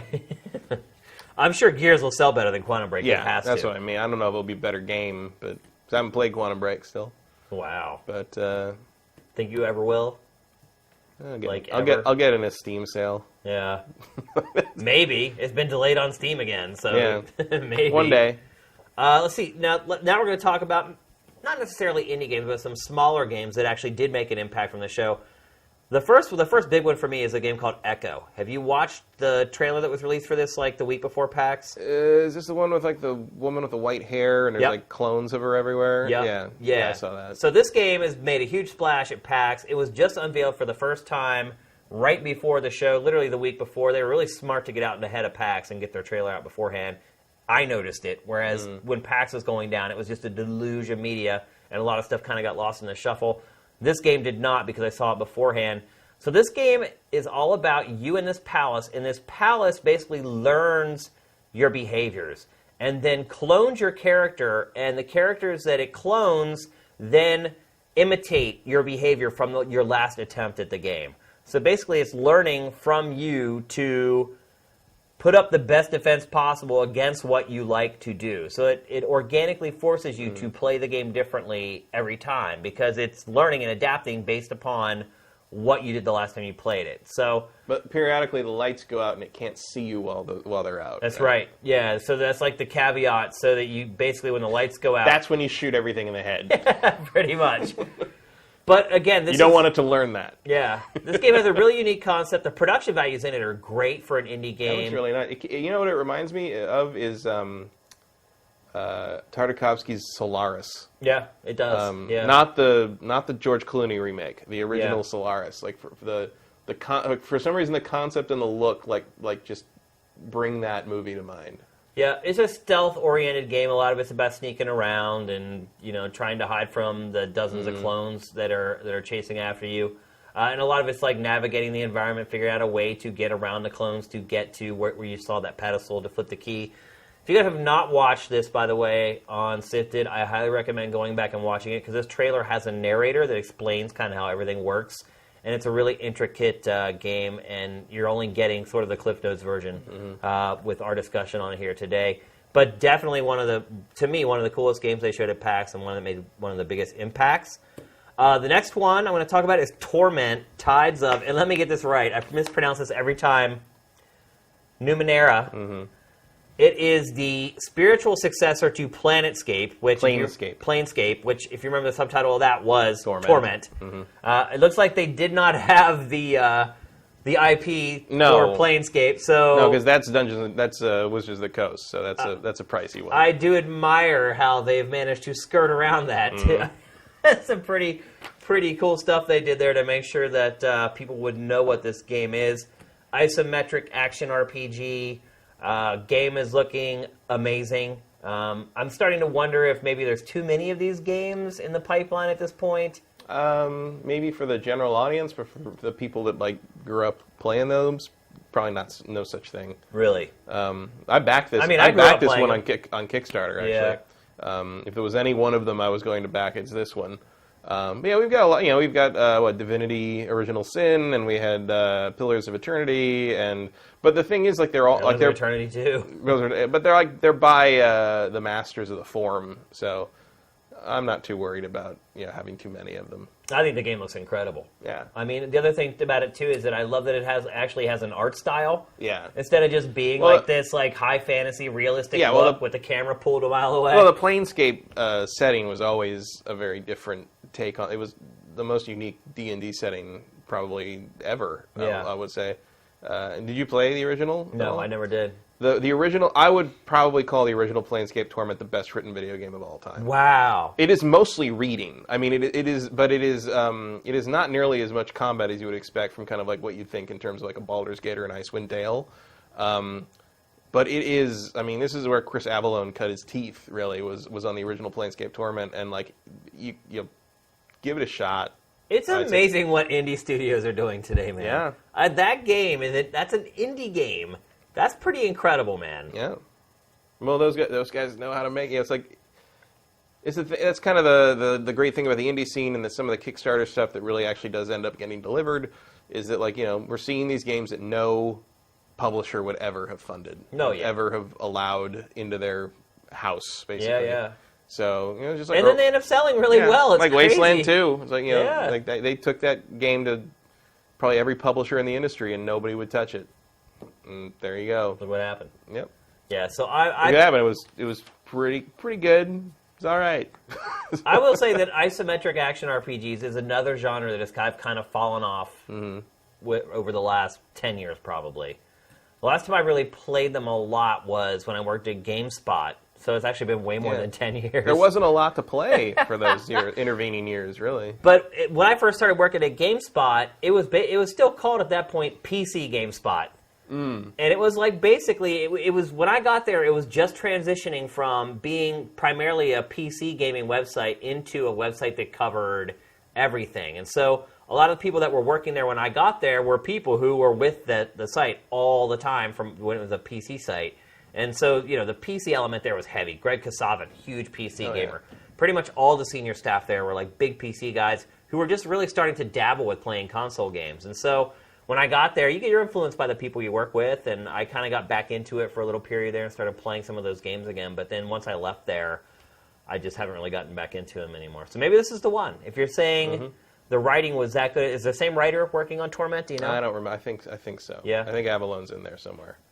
I have not been paying attention to. It's one of those things where it's like that. I mean, that Kickstarter was like 3 years ago, so I'm like, I've lost track of it at this point.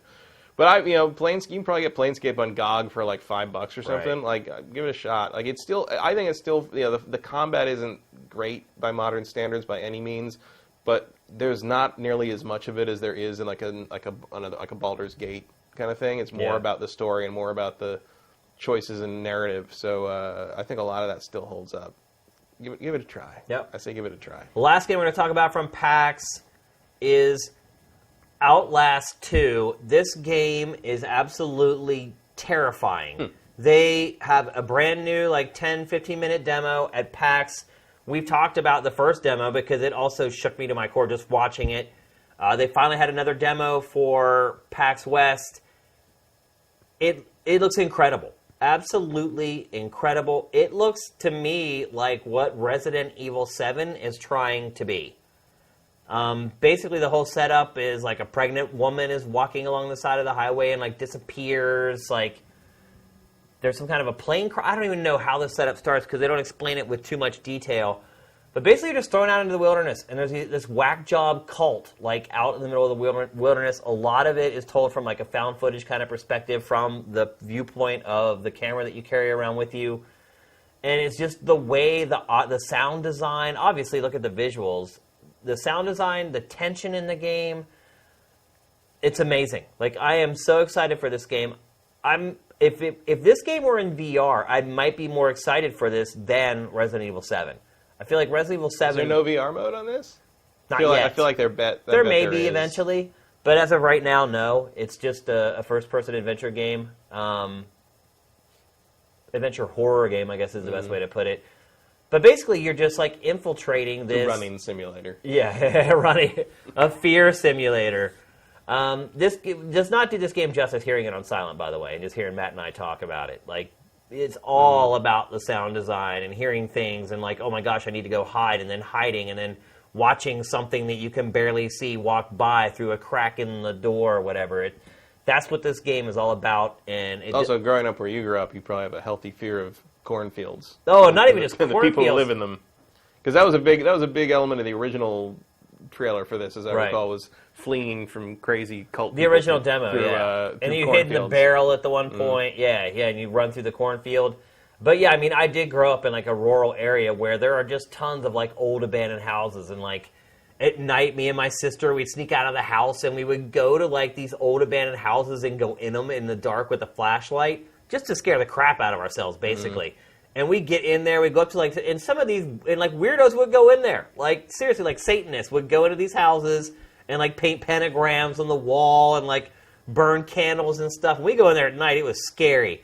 And you get like all the way up to the top of the thing, and you're like up where they were like doing their dumb like teenage whatever. And then you hear like a sound on the bottom floor, and just that feeling of fear that just overcomes you. You're like, I want to run.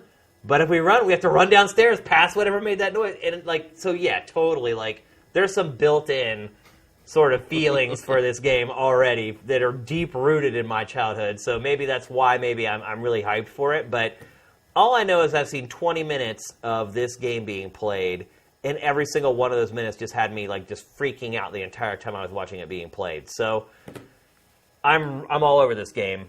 I'm really excited for it. I also like stuff that has to do with the occult. Like, I'm really excited to see the new Blair Witch. Are you? No. It's getting amazing reviews. I might. I mean, I did not like the original. Oh, you didn't? No. Oh, see, I did. I saw it. I saw it in the right frame. I saw it like before it was really a thing. It was a preview screening at in Palo Alto with us. It was a midnight screening, packed, like sold out. College. You know, we were all college age, so mostly Stanford students, I guess. Big. It was a really great audience, like reacting to everything, but like the whole, like I guess if you want to know what I think of the original Blair Witch, watch the Red Letter Media re-review they just did and listen to Mike. Okay. Mike. One of Jay loves it and has seen it like 38 times, and Mike hasn't watched it since he saw it in a theater, and then he watched it for the first time since then. And they do a re-review video. He is pretty much exactly what I think of I've Blair seen Witch. it probably like 10 times. I have never seen the sequel, which I hear is terrible. I wouldn't say it's terrible. I would say it's not good. Okay. I mean, we'll see. I'm interested in the new one mainly because it's not a literal reboot. It's a sequel, but it's sort of a fresh start, I guess. Well, see, the sequel wasn't really like a sequel. Right, the sequel was like a documentary about the people who like the movie or something. Pretty much, kind of a documentary about people who think it's real or something. It kind of broke the fourth wall a little bit, yeah. Which is, you know... But the new Blair Witch is getting amazing reviews. Like, on Rotten Tomatoes, it's, like, rocking it. Like, I couldn't believe it. Like, I was like, oh, I'm sure this movie's going to suck. I'll just go look. And I was like, oh, my God. Like... Well, sometimes it matters if the original director comes back to do this kind of thing. Is this the original director? I believe it is. Oh, I didn't know that. Yeah. It looks scary as hell to me. Anyway, I'm all in on that movie. I'm all in on Outlast 2. So... that's our wrap for PAX. I mean, to me, it's surprising there weren't more, like, smaller indie games that kind of bubbled up. Someone making fun of me for liking Blair Witch in the chat. No, Eric Estrada just says, knowing you, it's a surprise you didn't get robbed at the abandoned house. Kind of funny, but not really. Kind of true. Yeah. That's why it's funny. Yeah, I guess you're right. But I'm surprised more, like, smaller Stole games. all his candles. Yeah. They stole my goat's blood. But, you know, I think part of it is fatigue. Because a lot of the games that were debuted at PAX were a lot of side-scrolling platformers, which I've talked about a lot. I feel like it's just getting completely oversaturated with those games. In terms of, like, the indie scene of the 2D, like, the side-scrolling platformers, like, give me Cuphead or walk away. Yeah, pretty much. Point. You know, it's like, and I'm excited for Cuphead. Is there any kind of release date on that at all? They put out another like. It's got to be next year. I think then. IGN had the exclusive on Cuphead gameplay from PAX. Why, I don't know. But like they're the only ones that put up new footage of it. Or no, it was GameSpot. And GameSpot actually put up like a really great montage and like watch it on Sifted, it's there. But I'm thinking next year. Yeah, probably. It should come out this year. You'd think. What is going on? But I'm with you on that one. It's like Cuphead or bust at this point for side-scrollers for me. All right, let's move on to the next topic. While PAX is going on. Meanwhile, I always choose the worst weekends to leave town. Mm-hmm. I leave town, PAX is going on, and at the same time, Call of Duty XP is going on. And I had gotten an invite for Call of Duty XP. I could have gone and played Infinite Warfare and Modern Warfare Remastered like all freaking weekend and watched some esports and had a blast, but I had already planned on going out of town. Thank God for the internet, though, because you don't really need to be there with the internet. So they debuted for the first time Call of Duty Infinite Warfare multiplayer. Did you get a chance to check out any of this stuff? No, although I did get a code for it. I haven't used for the beta. I haven't used it yet. Beta's coming up. I think it's just an open beta, though. I don't think you need an invite. I got a code for early access to it or something. Oh, okay. I think it's a pre-order thing. They'll probably do the same thing where like you get like 2 or 3 days early access to it or whatever. But there is an open beta coming, just like they have with Overwatch and Battlefield 1. Battlefield 1 beta just ended today, by the way. I'm pretty sad about that. I have enjoyed the Battlefield 1 beta the whole time. Like, we talked about it last week on Freestyle. I've not waned on my enjoyment of Battlefield 1. I'm having a really good time with it. So they finally debuted the multiplayer for Infinite Warfare. Some pretty big changes coming to the game, Matt. Before I get into, I might as well mention it now because you're watching it being played. Traversal, obviously something we talk about with every first-person shooter anymore. How is it being handled? What can you do? Basically, this is just like Black Ops 3. It is not like Advanced Warfare. So you don't have like jetpacks and things like that where you can get around a lot faster. There also, by the way, at least not that they've shown yet, there's also no grapple hook. Remember we see in the campaign footage using a grapple hook all the time? No grapple hook in multiplayer from what they've shown so far. Also, it does not appear to be in 0G. No. Yeah, so it basically plays, as far as traversal and shooting, it plays like Black Ops 3. It's fast as hell. You can run on walls, but that's pretty much the extent of it. You cannot kind of hover or kind of jetpack around the environments. Now, here's one caveat to the traversal, and that is that there's these brand new things called, what the hell are they called again? Oh, payloads. So, basically how the multiplayer works is it is a class-based multiplayer, which is a little weird because Call of Duty is always, what I really like about it... So it's like just loadout-based. Yeah, it's just loadout-based. But this time, you basically pick, I think they're called combat rigs, and there's 6 different ones that you can play as. And of course, you have the stereotypes. You have like the really fast guy who can like throw a knife. You have like the guy they showed earlier that has a big riot shield that you can bull rush people with. And you have the Phantom that everybody will use. Right, yeah. I don't know if you remember, but the riot shields in Call of Duty in the past have been like these slow, like cumbersome things where you're like inching towards the enemy while they try to shoot your feet.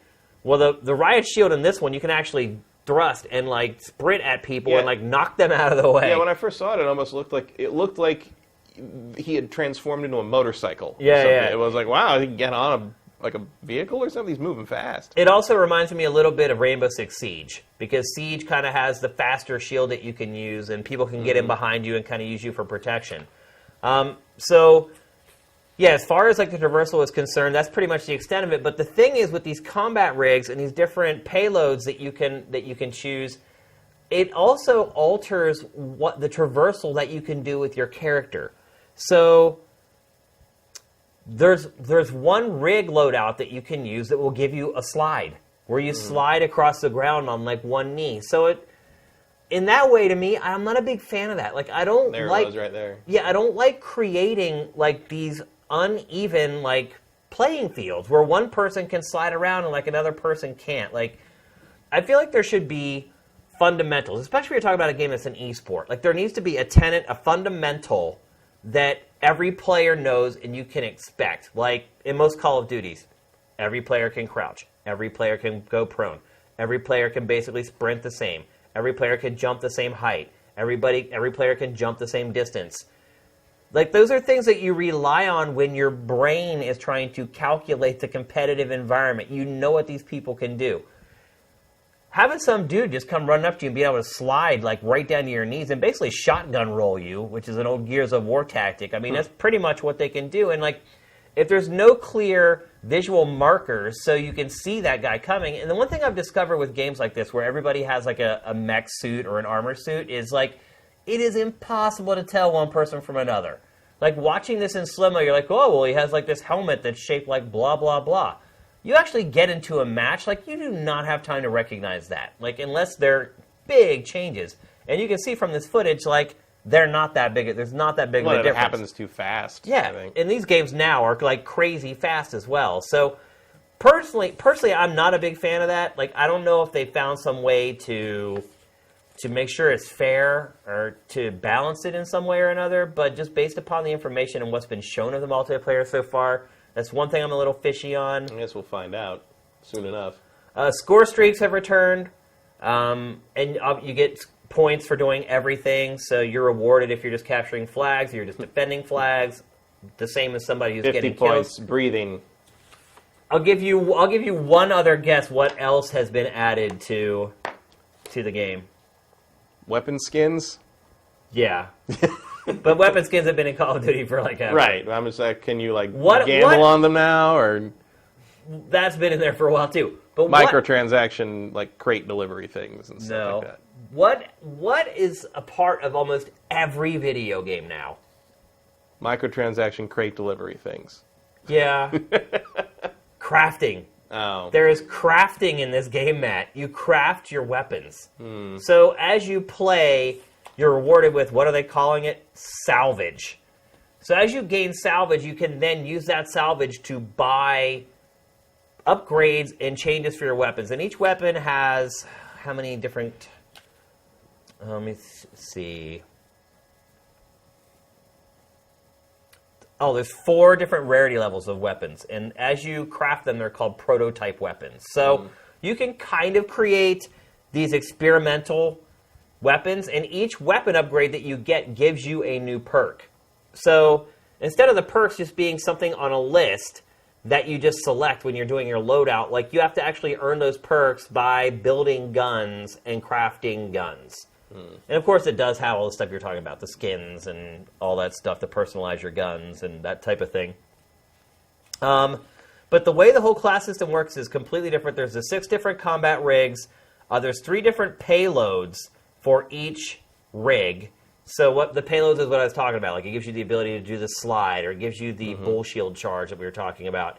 And then there's 3 different perks for each combat rig that are now called traits. They've changed the name of it. I don't know why they keep doing this, dude. Why they keep rebranding things that people already understand. Because different teams putting these things together. They're putting their own mark on it. It's not a mark, though. They're just like renaming like the same crap. But we understand that. But when you're in the trench there, it's like, well, we got to make it our own. It's like no one cares. So each combat rig, you can choose 1 payload and 1 trait in combination. And they said in total, with all the traits and all the payloads, there's 50 total combinations to choose from, which seems a little small to me. So I mean, think about like the other Call of Duty games. It's like the combinations were like limitless, like literally, like the combinations were like limitless, because you got to realize also your perks are like, these are your perks.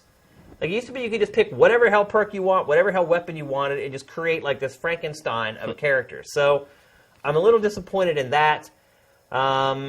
Let's see. You can rank up in prestige weapons, which is something that's been in the series for forever. The tactical nuke has come back, which is a pretty big deal, because they've actually kind of toned down score streaks in Call of Duty for the last couple entries. Tactical nuke being like, as in, you get that high enough, you win the match. 25 kills, you end the match, pretty much. Yeah, which I'm okay with that. If you get 25 kills in a row, go ahead. Yeah, like, end the match, because you've already ended it anyway. And then some of the stuff that they showed, like, I don't know if you noticed earlier, but there was like this little spike that like the smaller rig pulled out. Yeah, the biospike. How'd you see that? Because this is what it said. Oh, it said it on there. But that biospike is a one-shot kill. 1 spike. You just throw one. It looked like it affected the guy next to him. It does, too. It kills the one person and then has splash damage to, like, people around him. Like, I generally trust, these games to be balanced and everything to be even. But that seems a little weird to me. But I will say, like, a lot of the kill streaks, or the score streaks they're called, that they've shown are really cool. A couple of them are reskin. They even kind of mention, like, their old names when they're talking about them in the promotional media they put out. One of the new modes that they have is, like, a mode where this droid comes down, and basically you have to defend the droid. And I believe that was in Advanced Warfare as well. It's called Defender. It's like a keep-away option where you're just trying to keep the other team away from the robot for the longest amount of time. It's like a time counting like mode or whatever. But that's pretty much it. That's what they've announced of it so far. It looks great. Yeah. Like, I don't know if watching that footage, like, it looks awesome. It looks fast. But it does seem awfully similar to the last couple entries in this series, with a couple tweaks that I'm not 100% certain that I'm going to actually like. So, it's Infinity Ward. Yeah, we'll see. I mean, this will be the first Call of Duty multiplayer I have played for any length of time since Modern Warfare 2. Wow. Yeah. So you're sold. Yeah. You're sold on it. I'm never. I mean, I'm sold on it for the campaign to begin with, but I will try the multiplayer. See, I don't like the whole like combat rigs thing. Like, they all look the same. I'm gonna play it for about 10 hours and get bored of it, so I don't really care. It kind of it kind of reminds me of like the new like Transformers movies, where like the style of the Transformers, it just makes all of them kind of blend together, where I don't even know like who the Transformer is supposed to be half the time until they say his name. Like, I do like the guy the one that can like run on all fours. That's pretty cool. I don't know if that's going to be annoying as hell. I don't think that's a rig though. It's one of them. I think that's just a robot, because the big part of this game is like fighting against robots. Yeah, and but crap. I think that it looked like it was one of the things you could pick. It might just be a score streak, maybe. Maybe it's because there is a score streak robot where it will play as a sentry that follows you around, or you can hide and control it remotely. So maybe that's what you were seeing. Maybe, I don't know, but it pops up a few times. I'm not sure if it's a player thing or whatever. But at one point, they do show like something that doesn't look like a normal humanoid. It looks like literally a robot. Yeah, I saw it. Yeah. I do not think that is a combat rig. I think that's like either a perk or a score streak or something that you can use. Right. So, I mean, overall, at this point, I would say I'm more excited for the campaign in this than the multiplayer. I mean, it looks good. It doesn't look spectacular. I mean, we're all going to be able to find out in the not-too-distant future. I think the open beta starts in like 3 weeks or something like that. Something like that, I think it's like October 13th. So maybe a little more than 3 weeks. But that's like 5 weeks. Yeah, my math ain't so good right now, apparently. But I don't know. I was a little disappointed in it. And I will say one thing. Like, the PR rep who I've worked with at Activision for the last, like, 11 years, like, he is a straight shooter. And I know that from working with him 11 years. Like, he'll tell me. He'll be like, yeah, this one, I don't know. Or sometimes he'll be like, no, this one is, like, the hot stuff. And he swore up and down that this is, like, great. So it is a PR person. Maybe he's had a change of heart. He's actually being a real PR person and just saying everything's great now. But generally, I've been pretty reliant on trusting his opinion on whether something's going to end up being at least different. And he says this has a different feel. And so we'll see. But there you have it. Multiplayer preview for Call of Duty Infinite Warfare. And now it's time to move on to the last topic of the show. Trying to figure out whether this is the bigger deal or PlayStation 4 Pro is the bigger deal from this week. I think in the grand scheme of things, probably Super Mario Run is the bigger overall story. This is, by the way... In terms of the beginning of big things, probably. Because, by the way, people may not even realize this, but this is the first time Nintendo is going third party. Even what's that? That stupid dress in clothes and answer questions about your friend thing doesn't count. Oh, Miitomo? Yeah. I mean, if you call that a game, that's like a social network app, really. Yeah. I mean, this is their first... Why don't we just forget about that? Yeah, exactly. But this is their first third-party game. So Nintendo did not make this, or you mean Nintendo is making this? Yeah. And they're publishing it on a different platform. platform. On a third-party Whereas platform. with Pokemon Go, that was a Niantic game that was put on another platform. So this is really the first Nintendo third-party game. Unless you count those CDI Zeldas. Oh, yeah. Yeah, I guess you're right. Another caveat. So far, every single time they've done this has been terrible. Yeah, you're right. Is what we're saying. Because those were the worst Zelda games ever made. By quite a wide margin. Matt, what's your first impressions of Super Mario Run? One-button gameplay.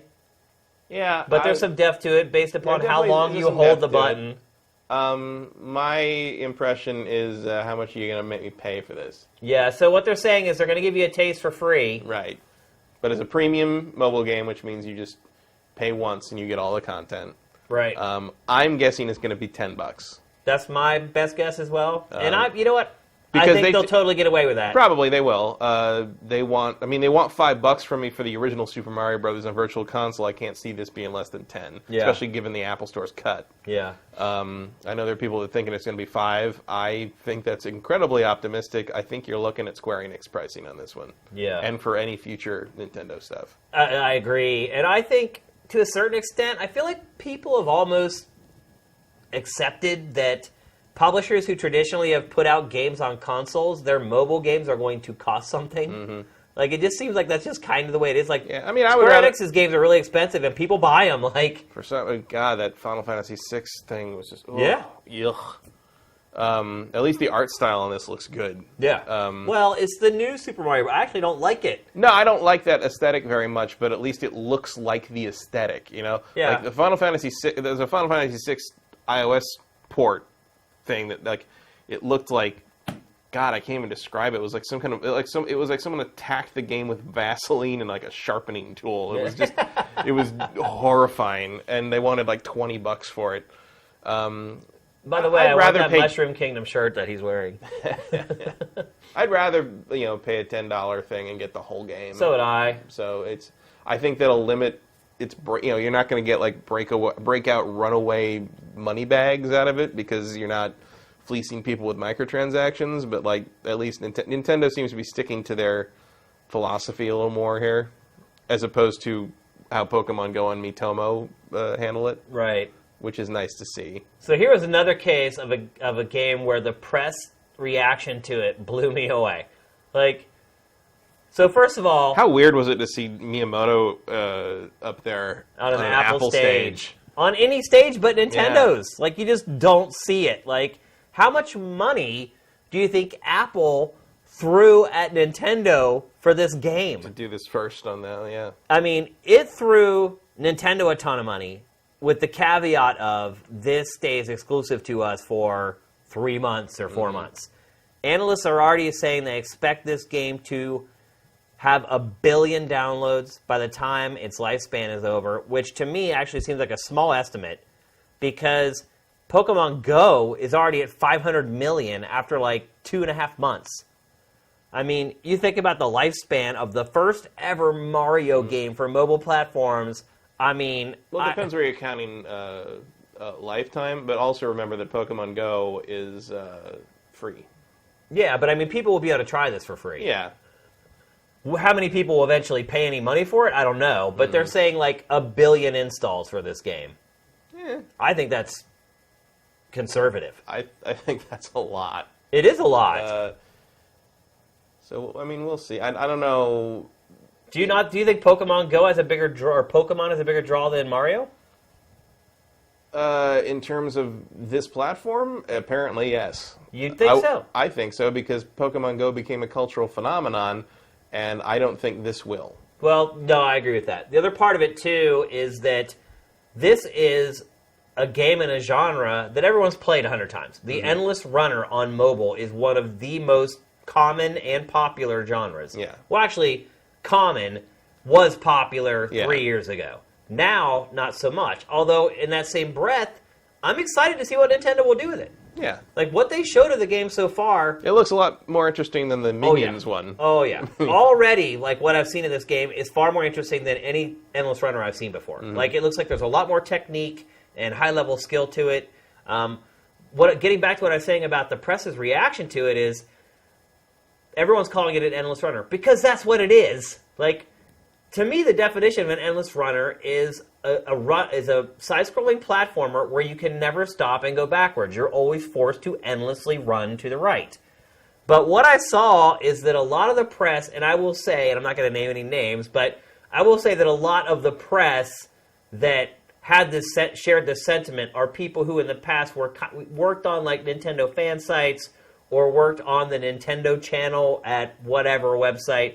So people who maybe have a little bit more of an affinity for Nintendo were like railing on people on social media for calling it an endless runner. Am I missing something here? No, it's just Nintendo fans don't like to think that Nintendo does anything like anybody else. Yeah, that's all it is. And look, of course, it's an endless run. I mean, when I think endless runner, I think more of like usually the behind the back 3D thing in terms of like mobile stuff. But yeah, that's what that is. Yeah. I don't care. Call it whatever the hell you want. Like, I want to play it. Like, it looks like fun to me. And, you know, Nintendo's first real mobile game. Like, I'll be there. Mm-hmm. I think everyone's going to be there. Yeah. Like Mario on an iPhone. Nintendo stock shot up again as soon as it was announced. This time for real. Legit. Yeah, like there's no reason for the stock to actually go down this time. In fact, I'm really starting to think now that like buying Nintendo stock might be a really good idea, man. Before this thing it goes live, yeah. Even it's not even about just this. It's like, so they pushed Animal Crossing and Fire Emblem. They're supposed to come out before the end of the year. Those are pushed now to next year. Right. This is just the tip of the iceberg, man. Yeah, well, like, this is just getting started. I think wait a little while until they announce the NX and everyone's disappointed and the stock drops, and then buy it then, and it'll jump back up when Mario Mobile goes on. Super Mario Run? Yeah.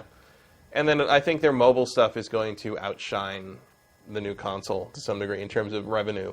So that's what the graphics all about. Run for your life. It's like, this is what is ultimately going to keep Nintendo alive years and years from now. When all the consoles go away, Nintendo doing this, the first step, releasing a third-party game on someone else's platform, is what is going to ultimately be the lifeblood. Well, and more importantly, releasing that game and those games, but especially this one, finally, you are putting Mario in the hands of these children who live attached to their iPads. Yeah. I mean, it's idiotic that it hasn't been done before now. They missed almost a whole generation of children who did not grow up playing Mario. They grew up playing Minecraft on their iPads. Just think about this. So, finally, you're going to mitigate that gap, because for a while there, you're going to have a 10, 15-year period where late 20, early 30-somethings don't care about Nintendo. Yeah. And that's their bread and butter right now. So what are they going to do now? So now you're going to finally start remedying that future problem. Nintendo has never released a game with a bigger installed base than the installed base for this game. I mean, how many iPhones are out there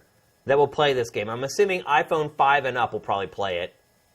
I mean, how many hundreds of millions are there? The Wii, its best-selling console since the Super Nintendo... At least. Had, 147 million? Mm-hmm.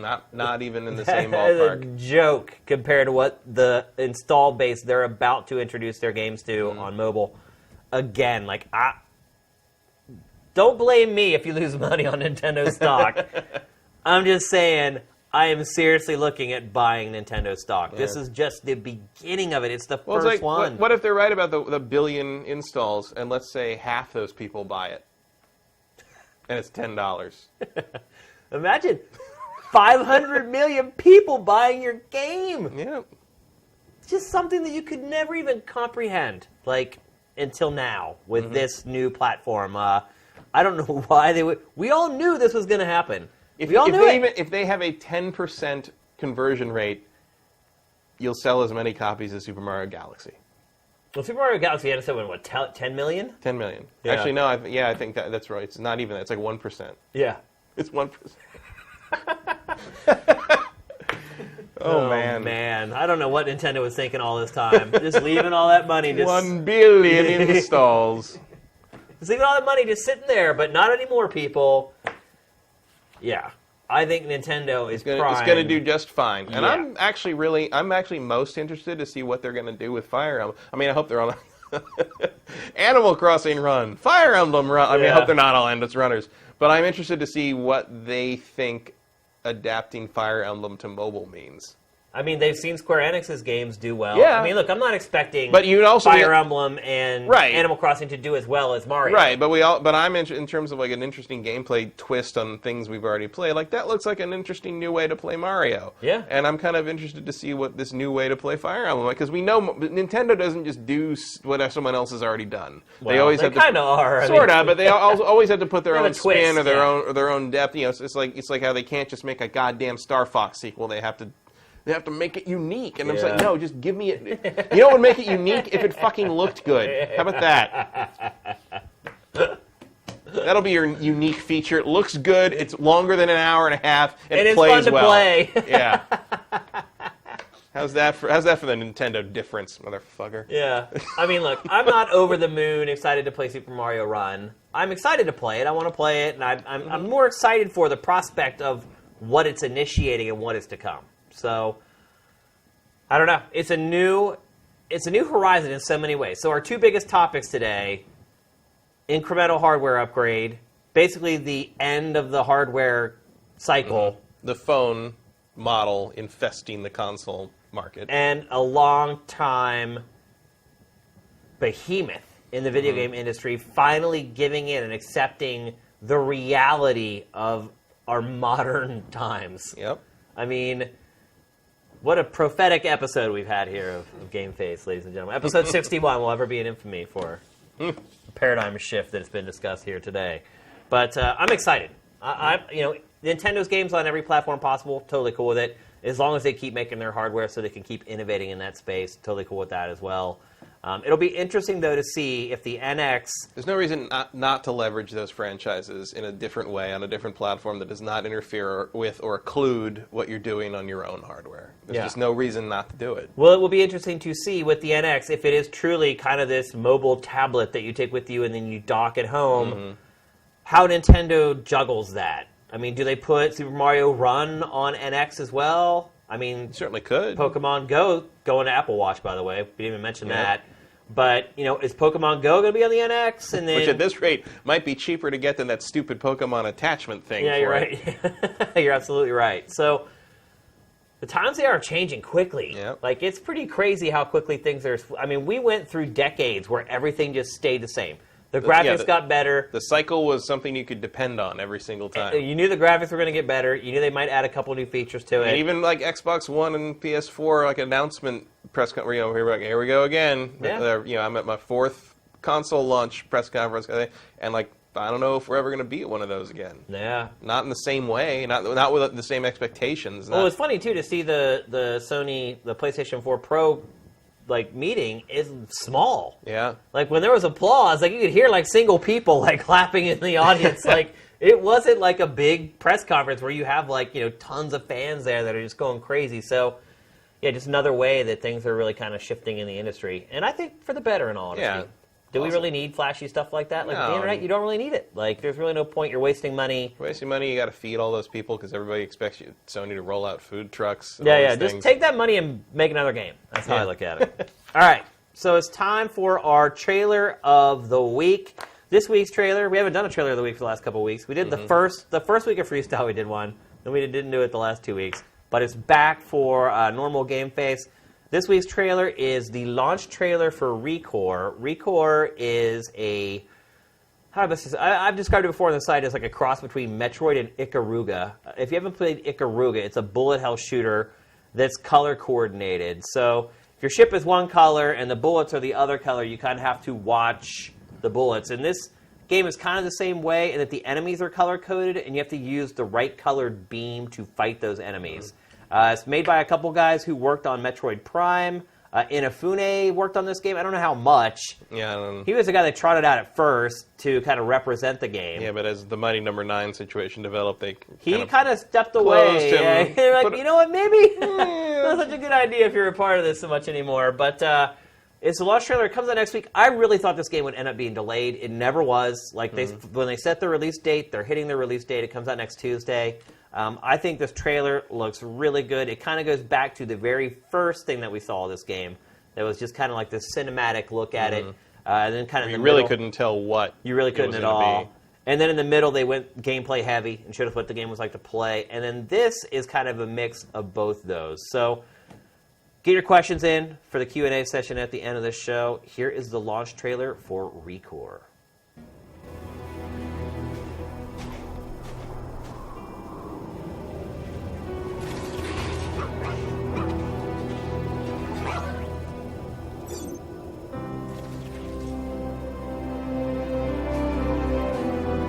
Dear Jewel, I don't have time to explain, but things didn't go like we planned.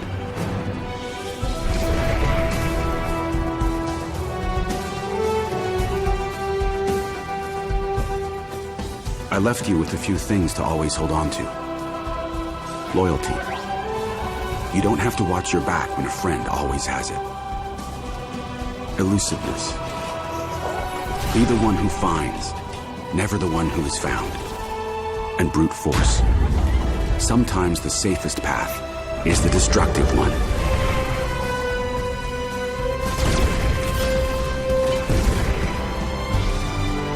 It won't be easy. That core is mine. If you remember these lessons, you will survive. If anyone can, it's you. Love you always, Dad.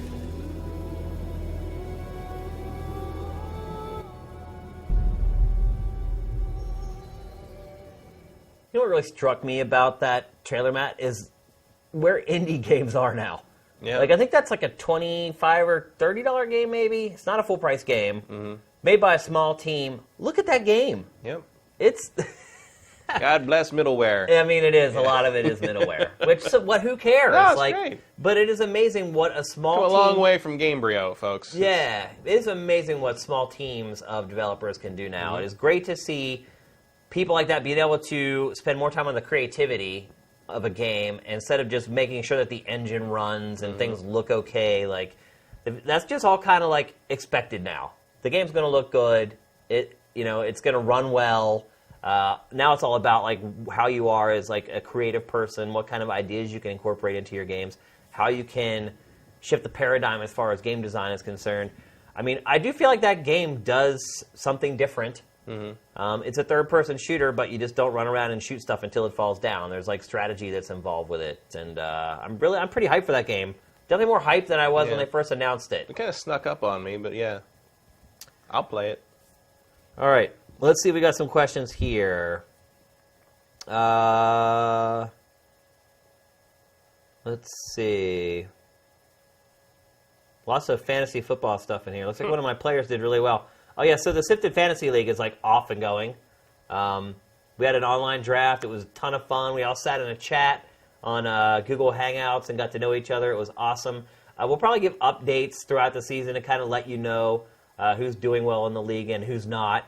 But the season has officially kicked off. Tonight is the first night of the NFL season, so everyone's kind of talking about our fantasy teams in our chat today, which is cool. Here's one from Snowpiercer. Are there any new IPs that have yet to be released that we know of that you believe will be flagship franchises for Xbox and Sony? I think Horizon Zero Dawn's got a shot. Guaranteed, yeah. Um, They'll never make another Last Guardian. no. I feel like Team Eco's games are just a franchise on their own. Yeah, well, they take place. Both of them Team took place in Eco the same is the world franchise, so far. So, yeah. And this one looks like it certainly might also take place in that same world. Yeah, So maybe. Yeah. I mean, Microsoft hasn't shown a damn new IP, and I don't know how. I'm trying to think. I feel like ReCore probably inspired the question. Yeah. Do I think ReCore is going to turn into a franchise? I could see there being a 2 one day. Yeah, maybe. If you can get those people together again. You Yeah. know, it's like, I don't know. Because it does seem like it was like a permanent studio. I almost feel like it was just like this collaborative thing I where don't they're know. like, hey, let's work on this game together. And Yeah, there's not a whole lot coming down the pipeline for Microsoft that's like new. Scalebound, like I don't see that. Scalebound's going to have to look a lot better than it does right now for me to think that that's going to have a future. Yeah, I've It definitely looks- seen my hype level for that game. Just Scalebound looks like another one-and-done B-list platinum game right now. Yeah. I don't know. I think- maybe some of the VR stuff for PlayStation VR. Yeah, I could see some of that. But, like, Sony's not exactly introducing a lot of new IP either. No, I mean, but I think Horizon is really. I think I could see another 2 or 3 of those. oh yeah, over the I think next that's few definitely years. destined for at least a sequel. Yeah. Will it turn into part 8 or part 9 on down the road? I don't Probably even know not. if that's really a part of the plan anymore. I mean, you look at like a franchise like Uncharted. They got the 4, and they're like, Yeah. Although Uncharted lost its main creative force in the process, so yeah. if Amy Hennig was there, maybe they'd still be doing Uncharted. They threw her off the team, basically, yeah. though. I mean, But like, I don't think it has anything to do with it. No, I think it has a lot to do with it. Well, no, with what, them quitting because she's not there? But Yeah. they felt like she wasn't the one to shepherd the series forward, though. I think they want to focus on the stuff that they came up with. Yeah. They want to focus on The Last of Us and something new. They don't want to be stuck with her ideas anymore. I think that was what happened. Well, I think there's a good example. Last of Us is probably going to be a Yeah. franchise that goes on for 4 or 5 entries, I'm guessing. Yeah. So there's another one. I mean, does Watch Dogs count? Because I feel like they're going to keep making those, whether it's a good idea or not. Yeah. I guess. I mean, you know there's going to be another Watch Dogs. I don't know, man. I think the there's way gonna that game's tracking right now. Ubisoft has made sequels to weirder things. In the meantime, we're never going to see Beyond Good and Evil 2 again. Now they say it's still in development. Well, it's still in development. Can mean a lot of things. What else is there? There's not that much. There's no new IP, dude. Everything has a Yeah. number behind it. I think Horizon is really the number one answer for that. Yeah. Because I don't see that game flopping. Yeah. No, I definitely don't see it flopping. At least I hope not. I hope I want to play some more. Here's one from Vin Hill. If The Last Guardian is more like Eco and nothing like Shadow of the Colossus, would you be good with that? Yeah. I mean, I don't Would know. I be I good don't know. with it? Good. I'd be a little disappointed, but I wouldn't be shocked. Yeah. That's probably the best way to put it. I wouldn't say I'd be good with it. Yeah, I mean, it was sort of like playing the Team Eco collection. Was like, because I love Shadow of the Colossus is probably my favorite game of all time. If like you push me to name a favorite game of all time, it's Shadow of the Colossus. So you're rooting for it to be more. I would like it to be more like that, but I played. I also loved Eco, but I hadn't played Eco in years when that collection, the HD collection came out, and I played Eco first because I'd played Shadow of the Colossus probably like 4 times through at that point. So I was like, well, I'll play Eco first, and I was kind of amazed at how much Eco didn't really grab me anymore. I was first amazed That's at how why like I said, yeah, it would not be good I was with first it. amazed at how like, oh right, this is from the days before the game told you what every button did in text. Right. Before it's like, oh, you just got to figure it out. Cool. Oh, yeah, that era was not as long ago as sometimes we think, or maybe it is long. Well, I don't know if it was an era. Like, that was one game in particular that, like, chose to do that.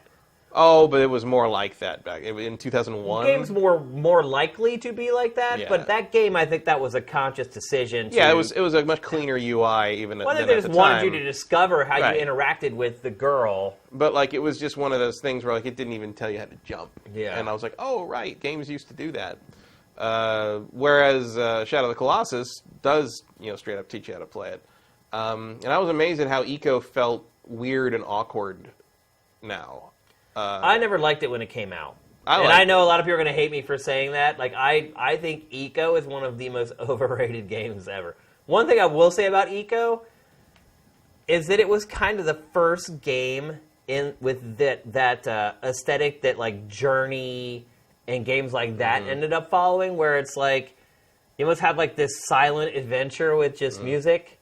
Well, I liked it off the bat because it reminded me visually of Panzer Dragoon. Yeah. Because there's that. Well, I sort love of, the art in the game. Well, for there's sure. that sort of Team Eco stuff and Panzer Dragoon. Like they all have like this kind of lineage that they owe Mobius, the comic artist, French comic artist. Like kind of that's sort of where that aesthetic comes from, and I love that aesthetic, and it just doesn't really show up much anymore, if ever. I love the art style in And, every Team Eco game. So even if I don't don't get me like wrong. The Last Guardian, and if it's like some kind of weird, like overly short Eco clone, at least I'll enjoy looking at it. Here's one from Sublimingus.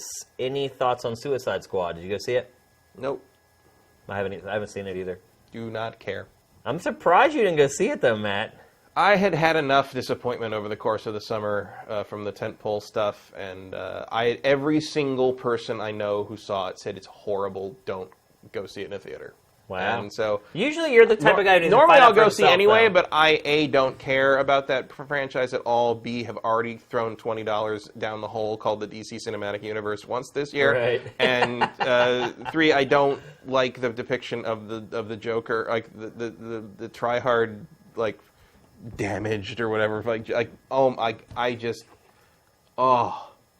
it's the. Well, they're always going to try to live up to Heath Ledger, and it's just never going to happen.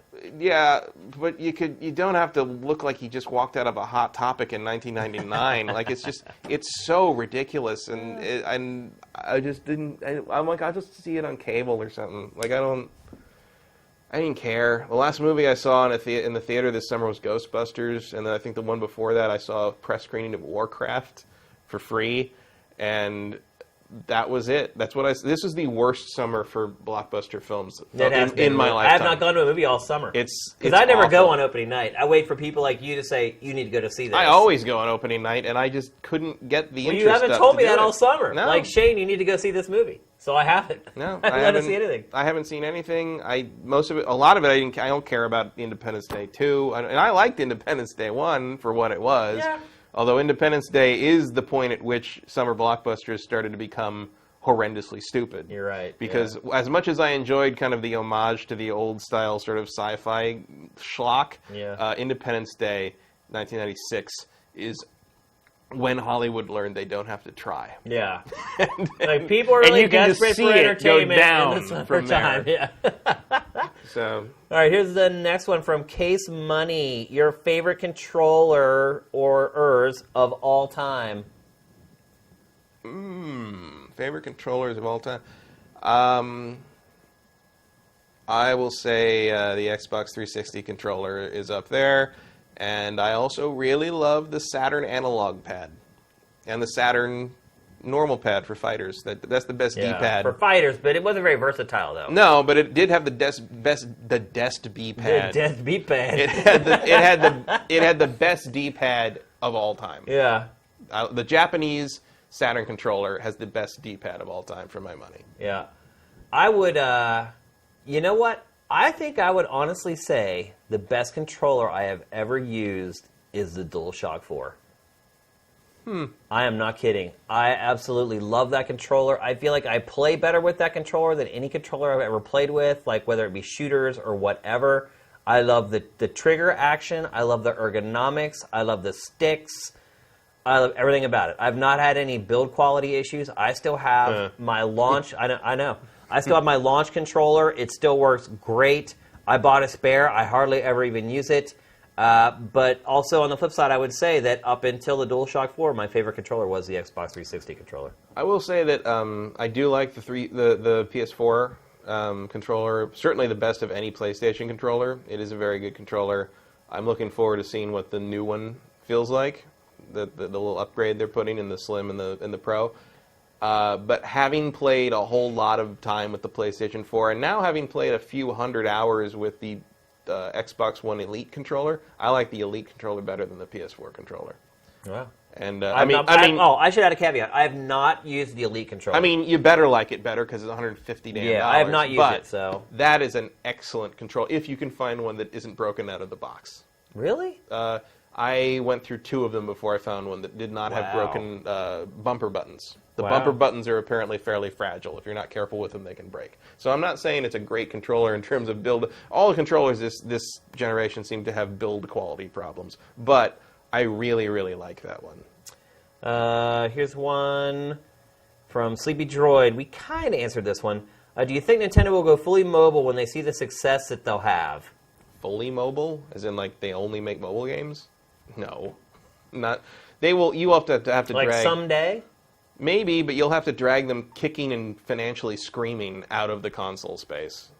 I disagree. I think absolutely someday it'll happen. I think eventually, and it may take a while. It may take 10 to 15 years, but eventually I feel like some leader's going to come in there that's going to be like, what the hell are we doing? No, I think as long as there is any kind of juice in the console or handheld market, Nintendo will not walk away from it because they love being able to make their own hardware. They do, but they also love making money, and that's ultimately the goal of every company. Yeah, but as long as you're doing that, you can have your little vanity console along the side. They make tons of money off that, and I think Nintendo Nintendo is I don't know if they made money on the Wii U after you talk about all the R&D and No, everything. but if you have a revenue stream coming in from the mobile side, it can help fund this sort of...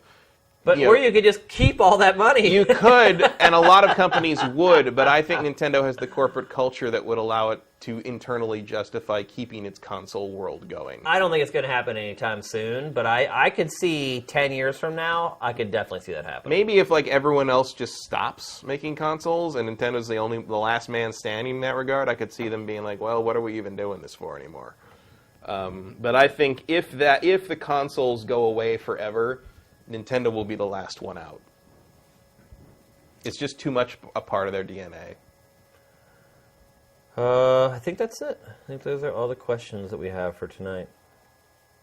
If anyone has the last one, submit it now or forever hold your peace. Yeah, see, like Cheater Hater says, Super Mario Run will give them enough cash for 3 more middling consoles. That's a good point. But I think eventually Nintendo's going to come to its senses and it'll get out of the console space. And like Matt said, everyone may be out of the console space at that point. Yeah. May just become Apple or iOS and Android world or whatever iOS the next Android operating system is. Microsoft Windows 10 store sponsored by NVIDIA. Yeah, we shall see. So let's see if you guys got in one last one.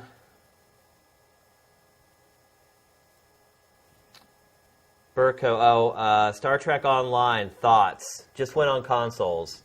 Have you played it, Matt? I played the PC one for a It's while. basically the same game. I liked it a lot. I mean, it's repetitive like any MMO, but I thought they played very fair with the free-to-play aspect. You can play pretty much all the content like without paying any money, and it's pretty like the combat's the space combat's kind of fun. The ground combat's kind of fun. Like the away missions are there's stuff to do. I mean.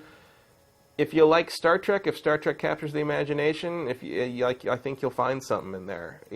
Free to play. What do you got to lose? Give it a try. I liked it, and then I recommended it to one of my super hardcore Star Trek fans who didn't want to touch it, didn't want to get involved. If I don't like when they make games out of Star Trek. And he played it for He's hundreds still of playing it. No, he finished everything and stopped. He played up to the core content and all the episodes they'd released after that, and he went through the whole thing nonstop for 2 months. That's all he did. He's like, yeah, it was great. Never touching it again. Sucked my life away. And that's my perspective. It's an MMORPG. I'm just going to stay away. I've never found one I liked, unless you count something like Phantasy Star Online, which I really like doesn't this count. one. Okay, I mean, I still wouldn't call it particularly fun to play moment to moment, but no MMO is. Yeah. No game is really. Yeah. But You can go that far. Yeah. So if you're interested, try it. It's free to play. What do you got to lose? All right. So that's it, folks. Do not forget, get those questions in for... Oh, wait. We do have one more thing. We do have a new member of Sifted Elite this week. Uh-oh. And that person is... How do you pronounce Ebicuri? Ebicuri? Ebicuri, I'd say. Ebicuri, welcome to the Sifted Elite crew. I'm guessing that's shrimp curry. Yeah. That's what And Ebby means. Thank you so much for your donation, man. We really, really appreciate it. The good news is these people who come in late, they get their names huge on the screen now, whereas at first everyone was just really small. You almost missed them all. But you get hooked up now if you're elite. So welcome to the green team. And don't forget, everyone, get your questions in for Pact or Factor. Go do it right now if you're on the stream. Put in a good one. Remember what I said at the beginning of the show. Make sure they're smart and they're varied. So everybody, have an excellent weekend. If you're a football fan, have a great NFL kickoff weekend. We'll see you next week. GameFace is up and out.